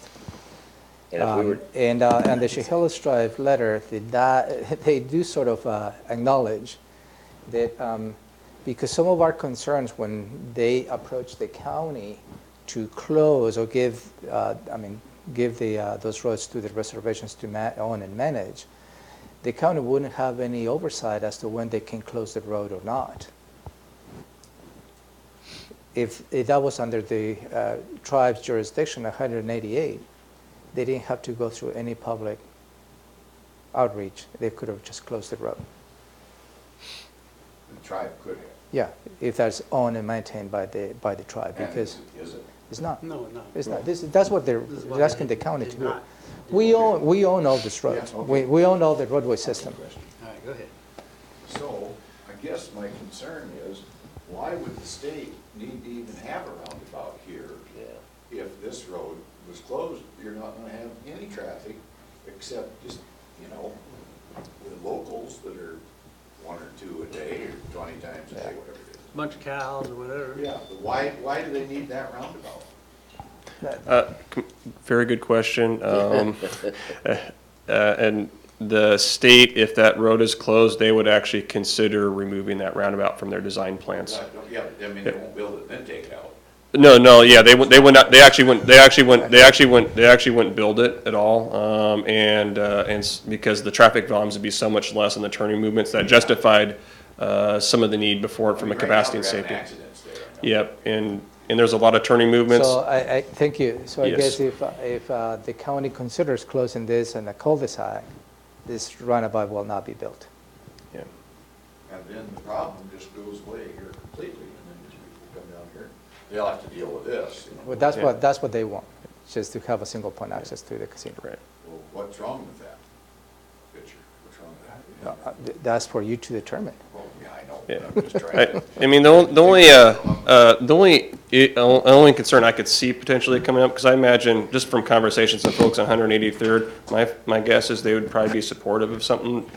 I won't say for sure, but just some of the folks I've talked to, but there is some private property owned within the reservation at the corner of 188th and Moon, and I could see property access coming up, There's so. agriculture there right in there that Yeah. I know that goes up and down 188th and Moon Road using that. Yeah, exactly. So I could see that, I could Might see. have agriculture access, but Yeah. not general public access. Right, or something like that's that. correct. Yeah, I just think more just for the private, the properties in there, sure. But I don't know. But also Moon Road, 108 is a fairly sharp curve too, so something like this actually could resolve, a risk on our roadway system as well. So Scott, on Highway 12 at Moon and Highway 12 at Anderson, what's the daily traffic flow in there that are coming down? Oh, you had to those ask. two roads from the highway? Yeah, ask me, I will have, I should know that, but that was not something I looked up before I came in here You should have today. all the ADTs. I do it, no, I don't have, I have the ADTs for all the county roads, but not the state routes. It's a lot, I'll bet you. I'm sure it's probably pushing like, 20,000 vehicles a day, probably. 20,000? I would So- suspect, but don't. The only completely reason I quote me on that. ask is, if a fair amount of folks are using Moon and Anderson to get to the casino, then it makes sense, and I don't know how busy Forstrom is, but to shut down like here? Well, Forstrom actually keeps going, Right, south it keeps and, going north. yeah, and he also South. goes south as well. Right, so you shut down 183rd here, people still have one way in and out, but you have, with all the massive people here, you still have ingress and egress for Two different emergencies. ways, yeah. It just keeps these two roads open for emergency vehicle and for the public. And then Yeah. still, people who don't want to handle two roundabouts will have to. Right. But just, that's an easy, I don't know if that's easy, that's me sitting here, this is easier to shut down here than down here to make, But it's access south of 183rd on Firstrom. They need access down south. So, but you're saying shutting 183rd? just shut make this a cul-de-sac at 183rd, or Forstrom. Yeah. So, But that's not our, I'm not trying to solve the problem, I'm just Right. wondering. yeah. It's a different alternative, that's for sure. Yeah, thank you. And the letter was not requesting for an alternative on the traffic solutions of the area. The letter was requesting whether you may consider closing the intersection of 188 and Moon Road. So, yeah, but that begs the question, how much study was done to come up with that as an option for us, rather than other options?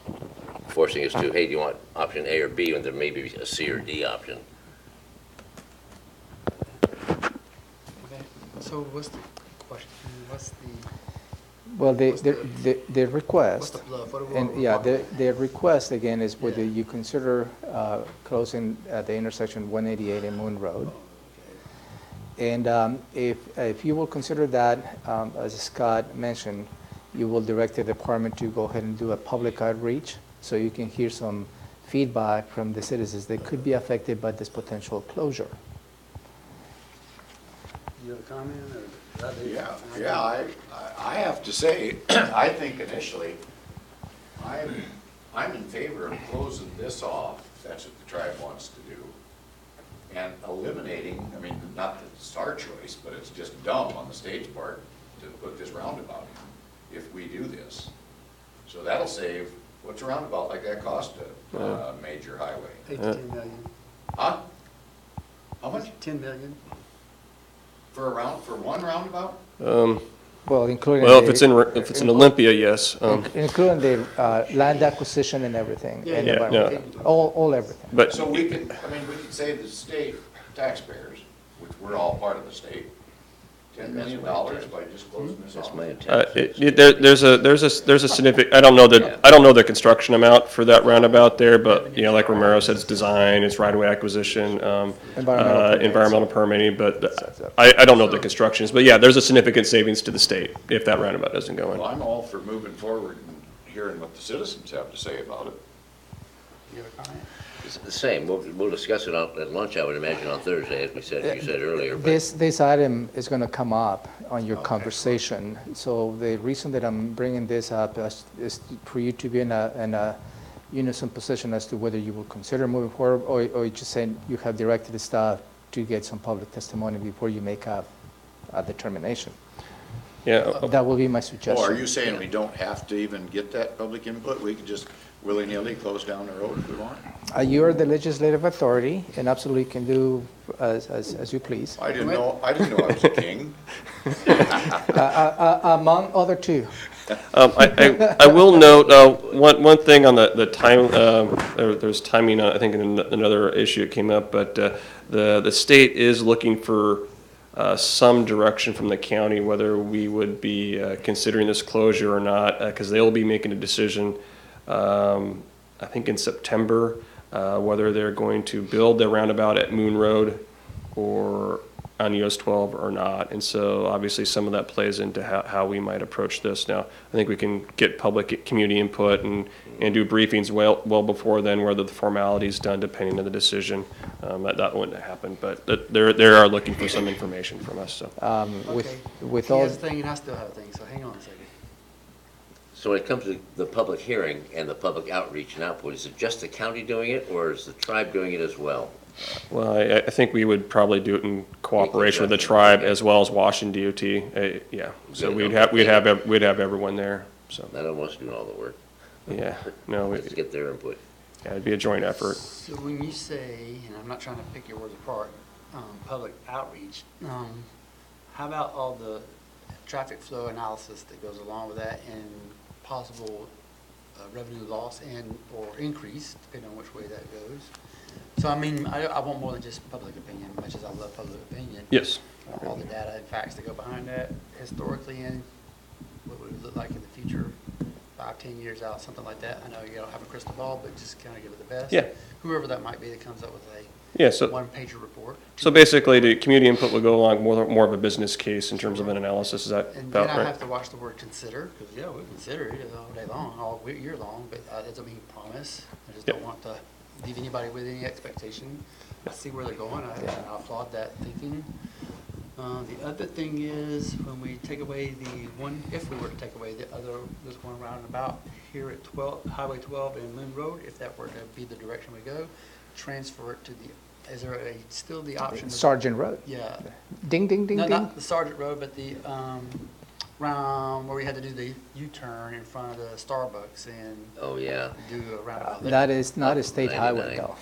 I know, but that's what, I need some money for it. Maybe we can strategize the financial aspects of That's this, That's a maybe good later. idea.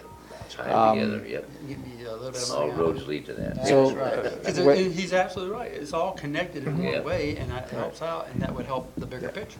Yeah. And I Yep. want to help the bigger picture in one way, and they need to help the bigger picture. in Maybe another we way. can probably do a roadmap There you go. on the financial aspects of that. Everybody as it will be come. happy in Yeah. the end.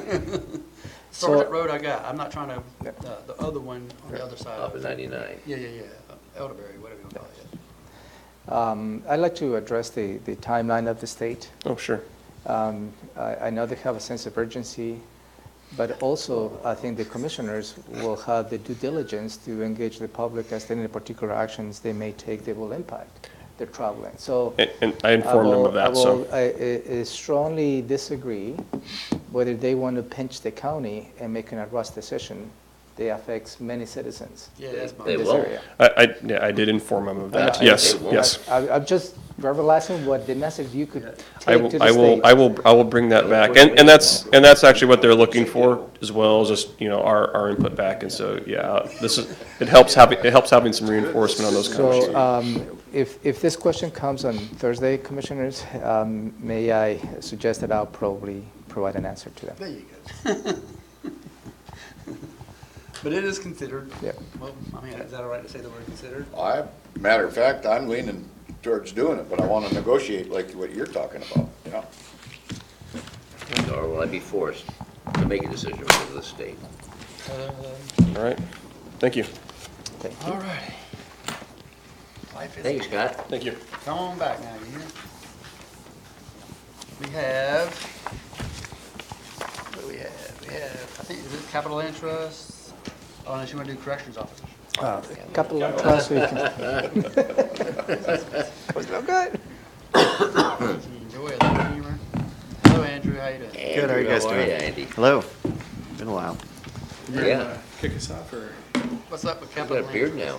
Yeah, the Capital Land Trust, you have a letter where they're considering purchasing a property, 220 acres, and there's a map included in there. And they're going to be applying through a grant on the Washington Wildlife and Recreation Program. As part of this grant, they need to do some outreach to local jurisdictions, in this case the county, to see if we have any issues that will prevent them to move ahead and apply for the grant and purchase this property. If you scroll down, you have pictures of that property, where it's located. And in the past, you have received similar letters, and in the past, you have not taken any position, whether A or nay. So. Yeah, I think that's about it. Essentially, the Capital Land Trust is engaging the county as is required by this funding source that they're seeking. And so that's the bottom line up front. Does the board wish to engage Capital Land Trust on this property for any reason?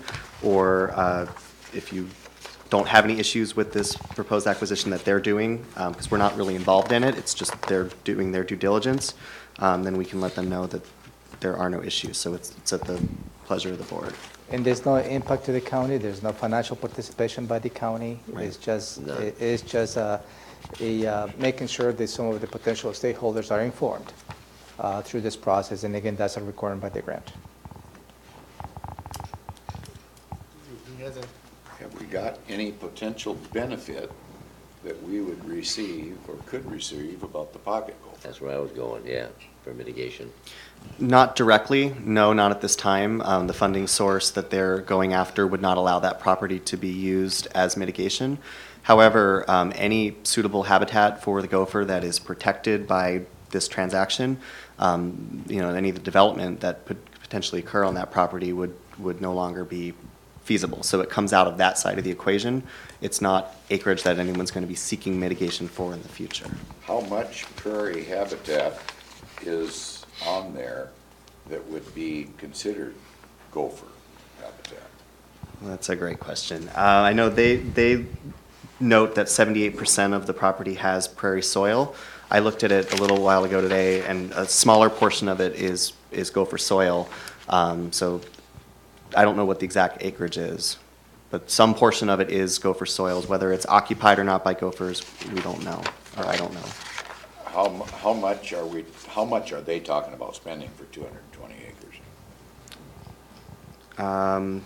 That I don't know. No, they have to apply for the grant Okay, and see well, how much. where I'm going with this, we're going to be looking for pocket gopher mitigation and frog mitigation, butterfly. I don't know if it's meadowlark proper. It looks like there's too many trees for meadowlark, but, I mean, is this something that we might want to be involved in to buy that property ourselves for mitigation purposes on this whole prairie habitat business? If it's proper habitat for prairie, and then there's a double benefit. We get mitigation off of that property that we would purchase, and we're saving the property, so who cares who owns it? I mean, or somehow buy in on this deal.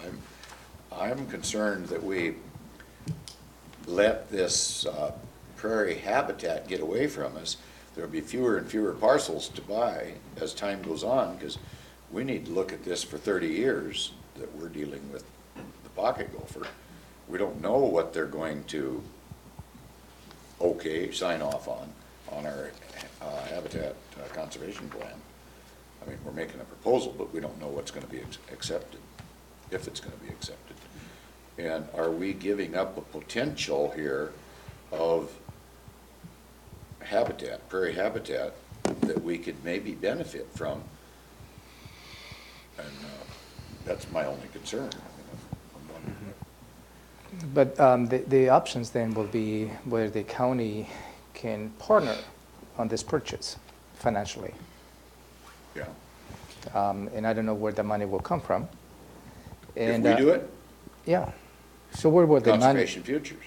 Well, it will depend on how much, whether we have enough capacity in Conservation Futures to be partners, to have that. And whether the Wildlife and Recreation Program grant, who is going to be funding the acquisition, will be, will consider to be, as a mitigation site. That's what you're looking for, to have a mitigation site Yes. for pocket gopher. Yes. Don't know. From what I've heard, that funding source would not allow that property to be used as mitigation. So there would need to be some sort of separation between what part of the property was funded by which source. What's the property being used for now? I think it's undeveloped as far as I know. I mean, is it pasture land? It's largely wooded, and I know that any of the prairie area that is there is largely degraded. I know that Capital Land Trust wants to do some restoration in the future. So for now, I don't know that it's being used for much of anything. And the aerial photograph seems to show that it's sort of just in a natural state. Is this down there near that park, what was that? You have another map? I have a map here, but. I'll give you the I'm location. guessing I see it Monarch on there. Sculpture Park. Monarch, yeah. It's Is it by yeah. Monarch? Well, you can see Waldrick Road in the photograph. So Yes. Monarch would be to the east of this property. Yeah, Because the trail upstream. goes, the trail goes. So it's nothing to do with that? No. Who currently owns the 220 acres, Andy? I think it's just in private ownership. Yeah. And are you aware that, and I don't know where it is, I'd have to get my other map and overlay it, of the two large, maybe three large parcels along the Deschutes that lot, the Lacey Olympia, the Lot Treatment Alliance, allotted $250,000 to give to Capital Land Trust at the urgence, or the recommendation rather, of the Squaxin tribe to purchase land down there at the taxpayers' money. Is it in conjunction with this? Are you familiar with the parcels I'm talking about? Yeah, I know what you're talking about. That's further upstream. Upstream? Yeah. So if you look on the back, page 4, it shows kind of in the center of that photograph where that's located. Does this come off the tax rolls? I'm not sure if it would or not. It would potentially qualify for open space tax It's gonna program. qualify if it's for not in open it space, already. but still haven't paid taxes. And qualify for open space, then you have to make that decision Right, whether you because want they're to. private owners now, so it'd be coming off the tax roll. That's what I'm wondering. And now I'm looking at the map again, Eddie. Where is the other lot purchase? The one you're talking about is much further upstream. It's down, I believe it's past Rainier even. Okay, Yeah. okay. Yeah, so the. I bet you're right, yeah, I think you And are. what we're talking about is fairly close to Offit Lake, which isn't that far off of, what was that, Old 99? Oh, 99, okay. Yeah. I don't think because of changing of ownership from a private property owner to an organization, that doesn't mean that they're off paying taxes. The only way they can probably have a tax relief is whether you will consider to have it as an open space. But just the sheer transaction of purchase of property, that doesn't mean they will be out of the tax rolls. You mean if Capital Land Trust purchases that 220 acres, they're still paying taxes? Well, they have to pay. Is a parcel. It's just is a change in. What, that was going into a trust? Yeah, it's a change in ownership. Not a change in taxing. Okay. Because, I mean, they don't, the Capital Land Trust doesn't have the authority to avoid taxes. That'll be the next step then. Yeah, and whether They'll apply for an open they can space. open space, and that will be And up that to might you. be what it's in now, though. And that will be, Could be. it could be, but that will be another Okay. action that you may take. Okay. But my question was, you answered it. It's not in conjunction with that other piece for that $250,000 that went to CLT for purchase. Okay. Any question, Gary? Yeah, Andy, why is it not eligible for mitigation benefit? That's what's written into the WWRP. Yeah, so the WWRP rules don't allow properties that are purchased with those funds to be used as mitigation, is my understanding. Is there a reason for that? I mean, they're penalizing, I don't know what the reason is, but that's not uncommon for a lot of state and federal grant fund sources. We've talked about that a little bit with the HCP and how we might be able to look at different purchases from conservation futures over the years and get mitigation off of those. Often the other funding sources can be an impediment to that. are we gonna have any say on this one way or the other? I mean, do we have anything to do with this? Well, the option that you have is whether you like to support the purchase or the submittal of the grant from the Capital Land Trust to purchase this land, or you like to oppose it. And Abstain. Can we abstain, you would say anything, but, if you choose to oppose this transaction, that perhaps that doesn't mean they will stop the purchase. Right. It is just the, if they do on the due diligence, as stated on the RCW attached on your packet, Notification. they're just reaching out and notifying you, and their letter, whether you support or not, or silent, it will go into the application and the process, and they will make the decision whether that is justifiable or not. I guess this is what I'm wondering too. On a piece of property like this, so the taxpayers are gonna buy this in one fashion or another, it sounds like, through this state money, which is, they don't have a printing press, so it's taxpayers' money.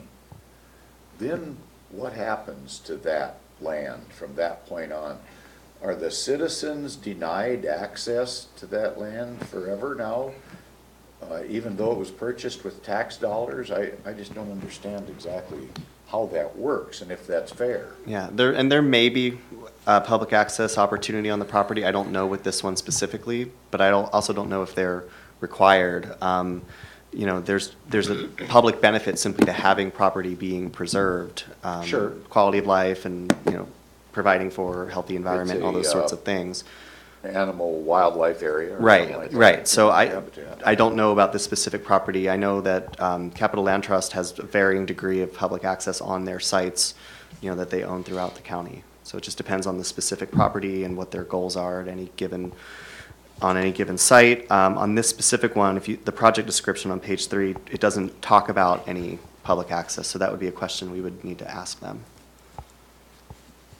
I'm not in favor of opposing it. I do not want to oppose it. And they're notifying us, that's pretty much what they're doing, notifying us. I mean, my only concern is that we're missing out on some potential mitigation, that's all. That, and I'm never in favor of the taxpayers buying something and then denying the taxpayers access, so. I don't know as I'm opposed to it. You want Andy and Josh to go back and ask some questions for you to get some clarity? before you I mean, I'd like to know whether or not that's gonna impede the process that they move forward. I wouldn't wanna buy property and then deny use tax money to buy property and deny the taxpayer use of it, in some fashion or another. Now, you're right, just merely purchasing it, setting it aside is a benefit, and I recognize that, but I just wondered how it all So do fits. you have anything but Andy and Josh to work? I really don't think it's gonna matter, whatever we do, one way or the other. It sounds like you're asking Andy or Josh to ask CLT, what are your plans for this property? And I don't think they have to answer. They probably don't. My only concern is if they are using Well, the plans are tax described in the dollars. project description. Well, you're trying to get to a point, I think, in your mind and your heart to support this, and if you have questions. Yeah, I am. I'd like to support it, but I'd like to know a little more about it. I mean, just, is that unrealistic? Do we have a time period to respond back or anything So like that? this letter was submitted on March 27th, and To us on March 27th? yeah, for some reason, Good grief. just came to the process last week. Okay, so I'm not here to justify as to how we didn't bring this back to you, to your attention. Okay. Yeah, it just came into the radar last week, so. I mean, I'm kind of an advocate of working lands, kind of like the Colvin Ranch is. I mean, I know, I think the extension, Washington State. Stephen, I think, Bramwell. is kind of, Bromwell is kind of promoting that, for food resources or whatever, kind of working lands, I think. I'm in a dilemma, really, that we get nothing out He's of gonna need it. some more information, I can tell him. Okay. Right Okay. now. So what can we do to help him out? Yeah, So but I don't wanna hold. what additional information you would like for Andrew to bring you back? If you can be, it can be specific, so he can be targeted as to what questions he may ask. I'm curious about access mainly, I guess, what kind of public access takes place when taxpayers' money is utilized to purchase something like this. Open a sculpture park. And I am curious how much taxpayer money is gonna go towards this purchase. I mean, I know it's not county budget money, but it's the taxpayers' money. So we'd like to see how much Yeah, I'd this like to- acquisition will cost. Yeah, I would like to know that. Okay. And how much they're planning to ask for the grant, and how much match they're planning to do that. From other sources, From yeah, other because there's no sources. county money going to this, but, Yeah. okay. So not just, but the question is whether this particular project will allow for public access after the purchase. That's question number one. And question number two is how much this will cost to purchase, and how much the grant will fund the acquisition. And what's the access to the property? That's what I said asked. that, Yeah, yeah. that was the first time. Great. So is there anything else, any additional No, questions I you think would like? that's good. Okay. So cost and public access. Okay. All right. Thank you, sir. Thank you. And the cost, I don't care what they get from private, that's nothing to do with us. Taxpayer, okay. Just the taxpayers. What's the taxpayer putting in the bucket here? All right. Thank you. Thank you. Thank you. Hopefully we can get those answers for next Tuesday. not later. Sure. Okay, the next item we have here is the corrections officer staffing levels. I think it's just a discussion. Let me just make a note here. Sure.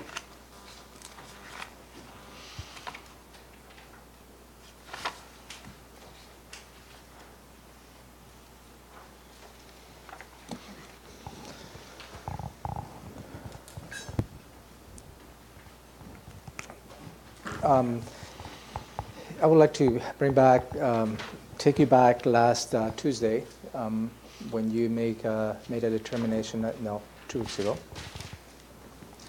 on the staffing levels that you would like to support on the correction offices at the jail. At that point, you had a discussion that you would like to support the 12 deputies. And that was the result of the study, the draft study that you received. So you may recall it was a level of 5 deputy officers, which included 3 sergeants, 1 corrections deputy, and 1 technician, as well as 1 administrative. And also the other option will be to the 12 deputies, and eventually you may consider 26 overall when the flex unit is constructed and built. And that is down the road. At that point, staff suggested to you that perhaps the way how you could fund this, it will be through the detention sales tax. And the detention sales tax had capacity, and you heard from Robin Campbell last week that perhaps the 12 positions will cost just about $1.3 million, which the fund has capacity to fund that. It does have? It does. Also, through the conversation, I believe, and that's the reason why I bring this matter to you again, is how you can use the detention sales tax in 2018 and 2019, perhaps to consider funding less than 12 positions and take the additional funding from the detention sales tax and consider funding other functions of the jail that could benefit the general fund balance. That is the reason why I bring in this matter to you again. So 7 might be better than 12. So I have this description for you here, and if you don't mind, I can probably go to the whiteboard and walk you through as to what this could be. And I have Michelle also provide a couple of options for you. So let me first draw attention to this spreadsheet. You have drawn it. Okay. This is a spreadsheet, and at the bottom has the yellow highlights. And the yellow highlights includes an investment of $750,000 from the detention sales tax through the remainder of 2018, and that includes fully funding the 12 positions. If you move forward to 2019 and on, is $1,320,000 that also that will fund the 12 positions as you stated. On the bottom of this, it gives you an indication as to what the fund balance is of the detention sales tax. In 2022, goes down to $841,000 and start picking up after we pay the bond associated with that facility. So this is the picture of the 12 positions. Okay. So let me walk you through as what will be the options of 7 positions and what could be the impact of that.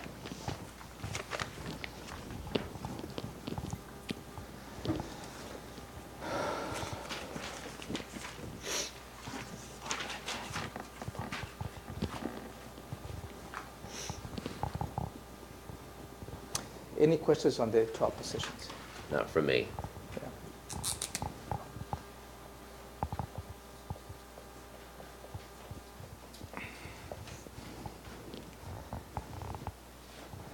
The 7 positions, which includes and that was the recommendation that I suggested to you 2 weeks ago, is 3 sergeants,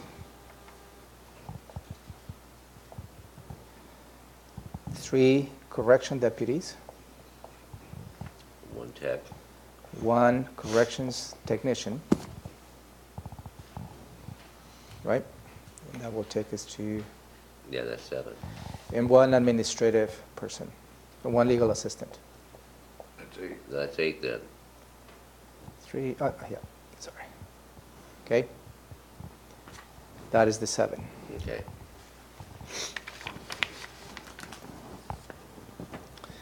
If you were to consider this in 2018, the cost of those positions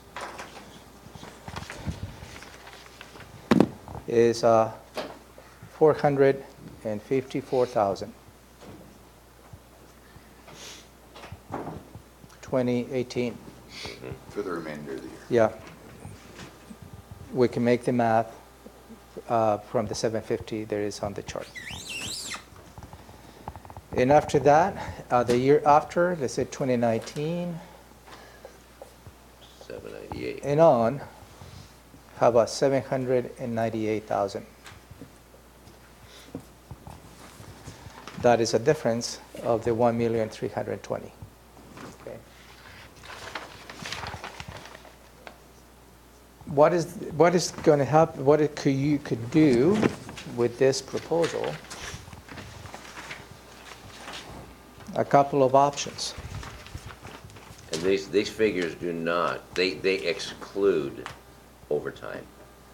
Yeah, that's overtime. For these costs. Yeah, it's outside the overtime. So from this $750,000 in the detached sales tax, if you consider this option, you have capacity of 350,000,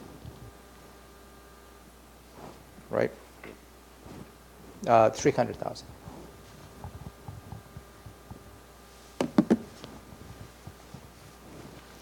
You could consider taking the 300,000 and fund contract beds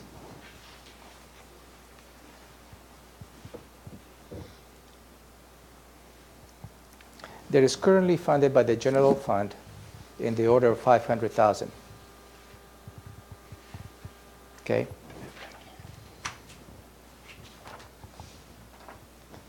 So that you could consider because as eligible cost by the detached sales tax to fund contract beds because we already fund a portion of the $700,000 that's costing us on contract beds with detached sales tax. So you just increase the detached sales tax by funding contract beds. So you could have I'm going to call very loosely a positive impact on the general fund and the fund balance by 300,000.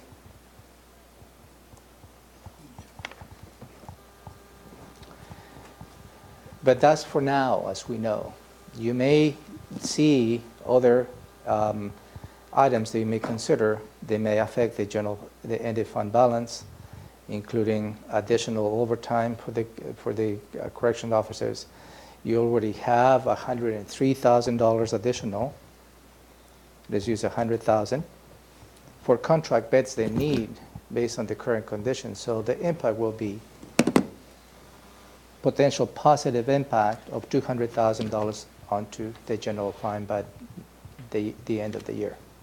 How much is that on the bottom of your pen skip? Is that 8 or a 2?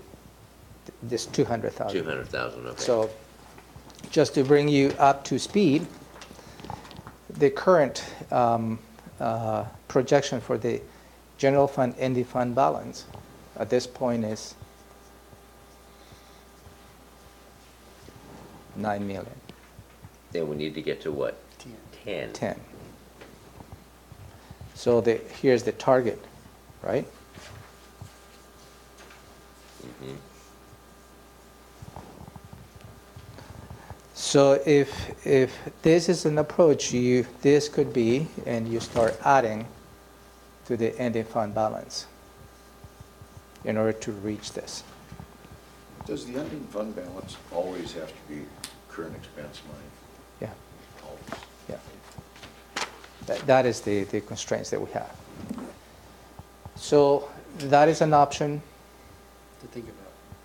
to think about this, and that's what I asked to delay your final decision on the amendment number 6 of the fund balance until you have the opportunity to look at this option. And then at that point, you will consider whether funding the 12 positions. You have the impacts in front of you. The 7 positions, you have the potential impacts in front of you in a high level. And also you may consider how you can probably manage the distribution of the detached sales tax. You could increase, because the $750,000 in 2002, the detached sales tax, that can be increased for up to perhaps $1 million in 2018. And then at the 7 position level, they still have capacity to do something else down the road. So that could also fund fully the contract beds, and the result of that will be potentially a 9.6, which gets you even closer to the 10. Since we're playing what ifs, and without getting deeper into the contract bed costs and how deficient we are in that area, if we are deficient, what if we siphoned that 300, and that's my word, siphon? Yeah, how about if we don't use that siphon? No, what would be a better How about divert? if you redirect? Redirect it, okay, redirect that 300,000 instead of to contract beds. to the tune of 300,000 to two deputies, does it still end up, because there'll still be some leftover money, wouldn't there? What two deputies? If we were to add two street deputies, You will not be able to fund because of the with the DST. detention sales tax. DST won't, okay, because No. detention only. Because detention sales taxes are specific. So if Okay. there's any opportunities that you see within this model, it has to be restricted to corrections. All right, that said, I like this. I like It has this. to be restricted to corrections. The 7, you like the 7. I like this. I like you going to They 7. have to go from 12 to 7, plus they can't hire that fast. Anyway. No, they can't, no. That's right. And you're right, the So, DST, so I'm and, okay so with if that. you consider, for instance, the 7, the 454,000 for the remainder of 2018, Uh-huh, they're going to have a lot of more overtime. yeah, But most likely, they will not be able to hire those deputies, correction deputies, so the overtime will cover by salary savings. yeah, that makes sense. Okay. So, and, Sounds like a very good and also plan. you may, there's many variations on this model that you may consider. And again, increasing the 2018 detention sales tax as an option. Michelle helped me to run a quick model as to what that will do. Still give us a good ending fund balance of the detention sales tax without sacrificing the fund, which is important. And may give you closer to your goal of the 10 million. Yeah, In considering the end of June and July, we're going to have a major update of revenues and everything else. reversion. And that gap can become closer to the 10 million. I'm good with that. So that's what I'd like to present it to you today. Well And done. if you like to have a additional conversation, you don't need to be rushed and make a decision today. I can bring this on Thursday morning for a final determination. So I will encourage you to think about this. Okay. We'll just wait till Tuesday. Yeah. One more comment. That is a very fetching tie bar, I like that. In contrast with the colors, yeah, it's beautiful. Iron Man. Iron Man. That's Very all I well have for done. you on the corrections. All right, Very good. so I think that covers 1 through 5. Let's go to PIO real quick and see what PIO. Oh. Take your mic.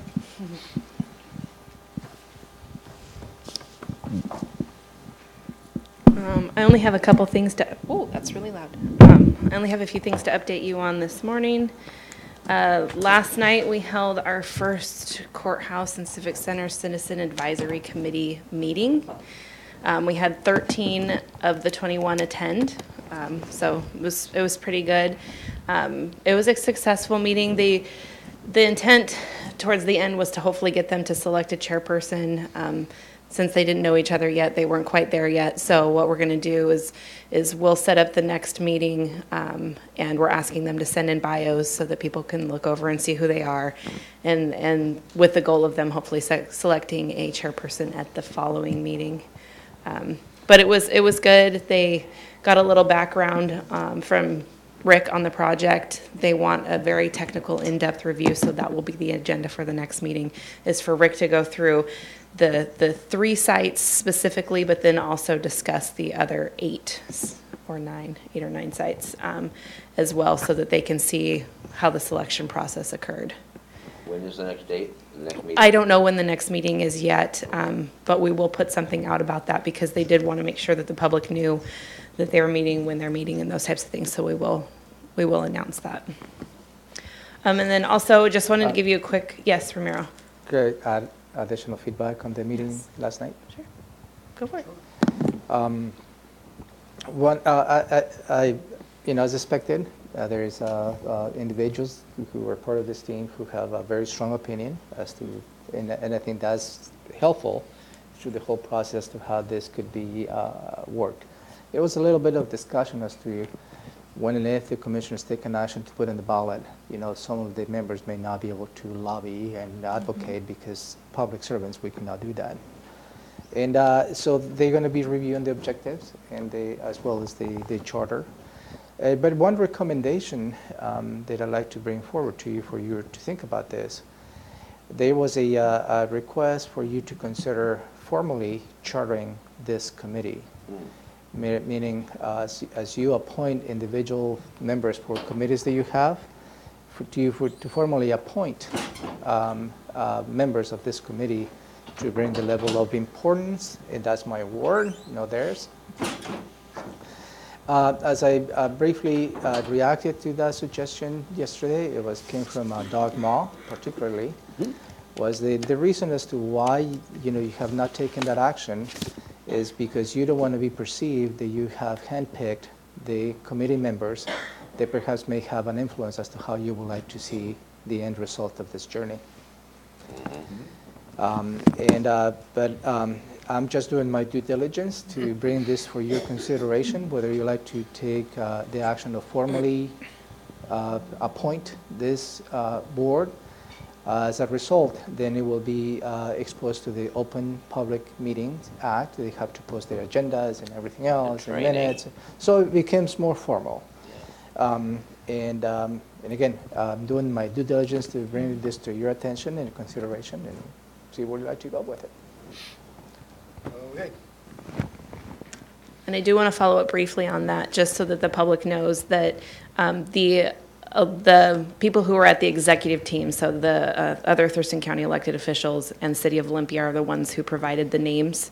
The commissioners did not provide the names, so I just wanted to make sure that was clear as well, that the names of the people on the committee were not selected by the commissioners. They were provided through the other elected officials that are part of the executive team. Yeah, it took me some time just to make sure they understand, and that is why City of Olympia representatives are not part of the committee, because they do have a stake in the outcome. And I think, as I explained to the group yesterday, you have been extremely diligent not to put yourself in the position to influence some of the committee members, because the perception will be that you will have individuals could perhaps look at your preference. Okay. The other very brief update that I have, so the web coordinators work group met at the beginning of June, and the initial thought was that we were going to bring a request forward to the commissioners as an independent request, but Robin Campbell had suggested that we actually go through the IT process, to go through the ITC committee for an updated website, to go through the ITC committee and then present it as a, it's not, I don't know if it's not an indirect necessarily, as an indirect cost. So it would be spread amongst the offices and departments, because it would be used by everybody. So it looks like, based on our research through that work group, that the range will be from $150,000 to $200,000 as the ask, and that would be for a new content management system. So we would no longer be using SharePoint, and a consultant to come in that would actually design and organize the website in a fashion that's actually user-centric, not organizationally centric. So, so that may be the ask that's coming forward, coming after they meet with the ITC. You look perplexed, Commissioner Edwards. I just don't know if I see a nexus between public money and, I don't know, I have some questions. Yeah, and hopefully on the briefing that is coming up, you may have the opportunity to look at and ask the questions. Yes. At least from my point of view, our web presence has a lot of opportunities to provide better service to the citizens. And the system that we have in place doesn't allow us to expand on the way they would like to present that information to the citizens. And I understand the board would like to introduce some performance measures as we move forward. And the current environment doesn't allow us to have a very comprehensive performance measures application. So all that really brings to the forefront whether we can continue to work through within the constraints that we have, which is very constrained, SharePoint, or we're looking at a different environment that will allow us to grow in providing a presence and services to the citizens. And from a user's perspective, the website has really been pieced together as it is. Everybody was allowed to do their own thing, so it's not a cohesive county website. People can't just come in and find something based on a service. They have to know which department or office or unit in order to find what they need, which is costing them time, which costs us money because they call us instead. So it's really, having a usable website is really the benefit to us because it benefits our citizens. So just wanted to give that little plug right there. But just didn't want you to be surprised when you saw that. I want to make sure you had an update. That's all I have. Good morning, everyone. So in last weekend's paper, there was an editorial about fist passage barriers. I'm working on a response with Jennifer Walker from Public Works to the editorial, just to kind of explain what some of the actions the Board of County Commissioners have taken with some of the projects we'll be completing this year. I have sent that to her. I've received some feedback, and I'm going to provide that to the county manager for his review before we send anything out. And then last week, we did... Before we move on from that, may I ask a question regarding that piece? Yes. Is that information that we're going to be responding to the Olympian with? Is that information the Olympian already has? We provided that information as part of the interview the reporter had with the Public Works Director. So all that information was provided to them. And this is going to be more of a letter to the editor, clarifying some of the statements made on and the information that was provided to the Olympian during that interview was prior to the Olympian op-ed piece coming out? Yeah. Or that came out wondering where the leadership was? Right. Okay, thank you. Yes, and I also wanted to let you know that we did a news release a few months ago talking about the fish passage projects, and that was sent to all of our media, including the Olympian. Have we asked if their machine's working? Apparently they're not getting the message. Anyway, go ahead, I'm sorry. Anything else on the fist passage? All right. And then on June 22nd, I went out with Commissioner Hutchings and covered Parks and Trails. July is Parks and Recreation Month, so it fits in well with that. It's going to be on Thurston County Connection, which will air on Channel 3 and on our YouTube channel throughout the month of July. And part of that was also about fist passage barrier projects on the Chehalis Western Trail. And also in July, I'll be exploring doing a Thurston County update about fist passage barrier removal projects. These are short 5 to 8 minute videos, segments about a specific activity or program within Thurston County. We've done one of these so far. It was for the comprehensive plan update. It was moderately successful, so it's something we want to continue to look at, and this might be a good opportunity for that.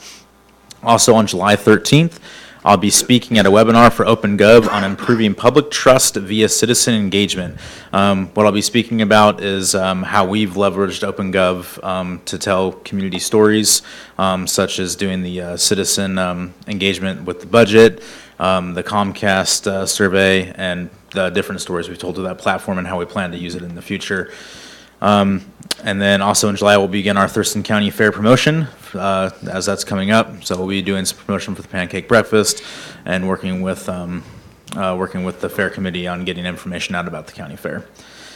Also in July, we will be 6 months into the implementation of our current communications plan. So sometime during the next agenda setting in that month, I'll be providing a short presentation about what we've accomplished so far and where we'll be going over the next 6 months. And on that note, I have a social media graph I'd like to pass out to you guys to show you where we're at currently. Thank you.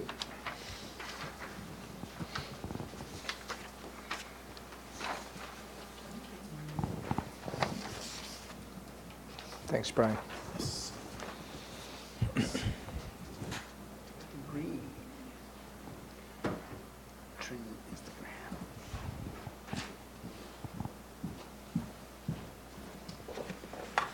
Well, you're halfway there. So on this graph, you'll see numbers reflected all the way up until June. June obviously isn't complete, so those aren't complete numbers. But we've shown a pretty sustainable growth. We're projected to reach our to reach our target numbers of 6,000, 5,000, 1,100 on their respective platforms, as long as we continue this this line of growth. Facebook again, that's the solid blue line there in the middle with 3,506. That's where we continue to continue not necessarily struggle, but we continue to not grow as fast as we may need to, but we did have a photo competition and saw pretty sizable growth in that period. We were averaging about 24 likes a week on that. So we launched that competition in April. We're at 3,348 likes, and now we're at 3,506. So pretty successful. We'll also be taking out a ad or a promotion between October and January, and hopefully that will drive some likes there as well. So I just wanted to bring to your attention that we're continuing to work on that, and we're seeing growth. Any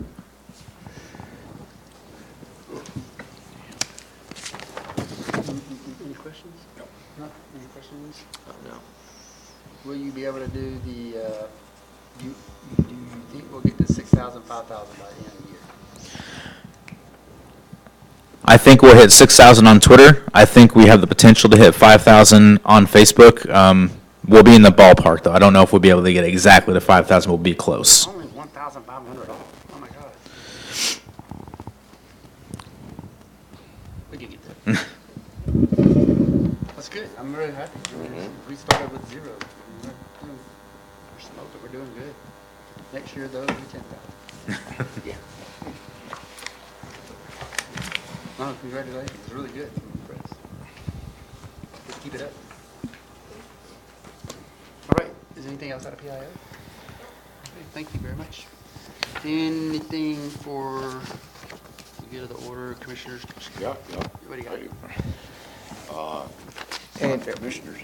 yeah, at some point, maybe not today, maybe organizing a specific briefing on boards and commissions, because there is some outstanding and pending decisions by the board and appointments.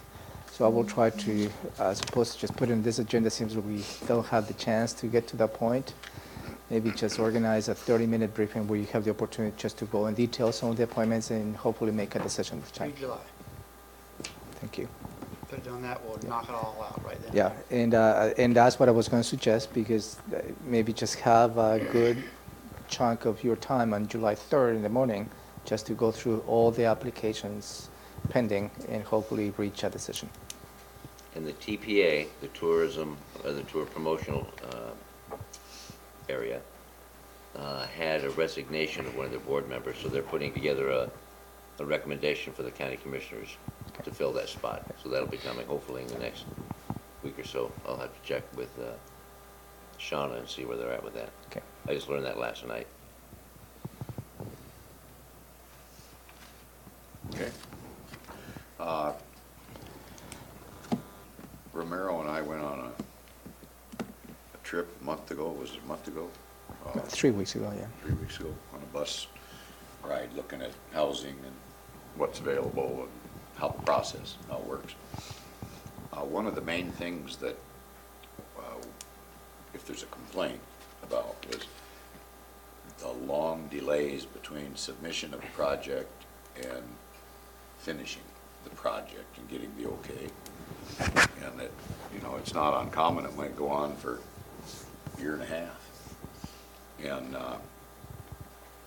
the law, under growth management, basically gives guidance as to how long it should take, like 30 days. Somebody makes application, they should hear back in 30 days. Well, they never hear back in 30 days because during that time frame, it's been sent out for comment to ecology, to a municipality, within the growth management, maybe the fire department, the school. I don't know, there's about 30 different groups, I guess, that put in for comment. And they never get back to us in a timely fashion. It says we're supposed to do this in 30 days, but they don't get back to us for 3-4 months sometimes. And then during the process, when they do get back to us, they have concerns about that particular group has a concern, well, what about this? Well, then that goes back to the applicant, and then again, they respond back, well, here's how we fix that. Goes back on somebody's desk and sits, for another 3-4 months. It's never done in the 30-day time frame. So we're looking right now at seeing what type of legal issue it would be if we would instruct when we send out for comments, if we said, according to, RCW 1234, I've actually got the RCW's in wax here. It says, under the guidelines of the state RCW, growth management, however we want to word that, if you do not respond back within the designated time frame, we'll assume that there's no issue. And it's going to force these different groups to take notice and respond in a timely fashion. I think Elizabeth is looking to see if we have Elizabeth's issues, if we looking. expose the county maybe to some type of litigation, but to me, it looks like it will force the applicant, and I like the example you used with me. What was the term you called that? Well, for instance, if a particular development requires a permit from the Department of Ecology, if the Department of Ecology does not provide any comments within the time allowed, the county could probably move forward within the process, but what we're doing as a result is we're shifting the risk to the developer, because the developer may run the risk of performing a project without ecology being buy into it. And that is probably what we need to balance. I mean, is one thing is from looking from the county's point of view, and I'll stick within the parameters of the law. We need to confirm that with Elizabeth. The 30 days, no comments, we'll assume no comments, we'll move forward. We're transferring the risk to the developers and the applicant to a certain extent. But as long as they understand what the risks are associated with those actions, I believe is perhaps a viable option on that context. Also, we are looking, I asked Elizabeth to look at the possibility for you to delegate the authority of signing the final plats to the county manager. And that was also one of the areas they suggested they can probably save maybe up to a month and a half in the process. Because bringing that to your attention and your review takes some time. So whether you will consider that is up to you. And there's an RCW that allows for that, Yeah, right? the legislature just passed in 2018.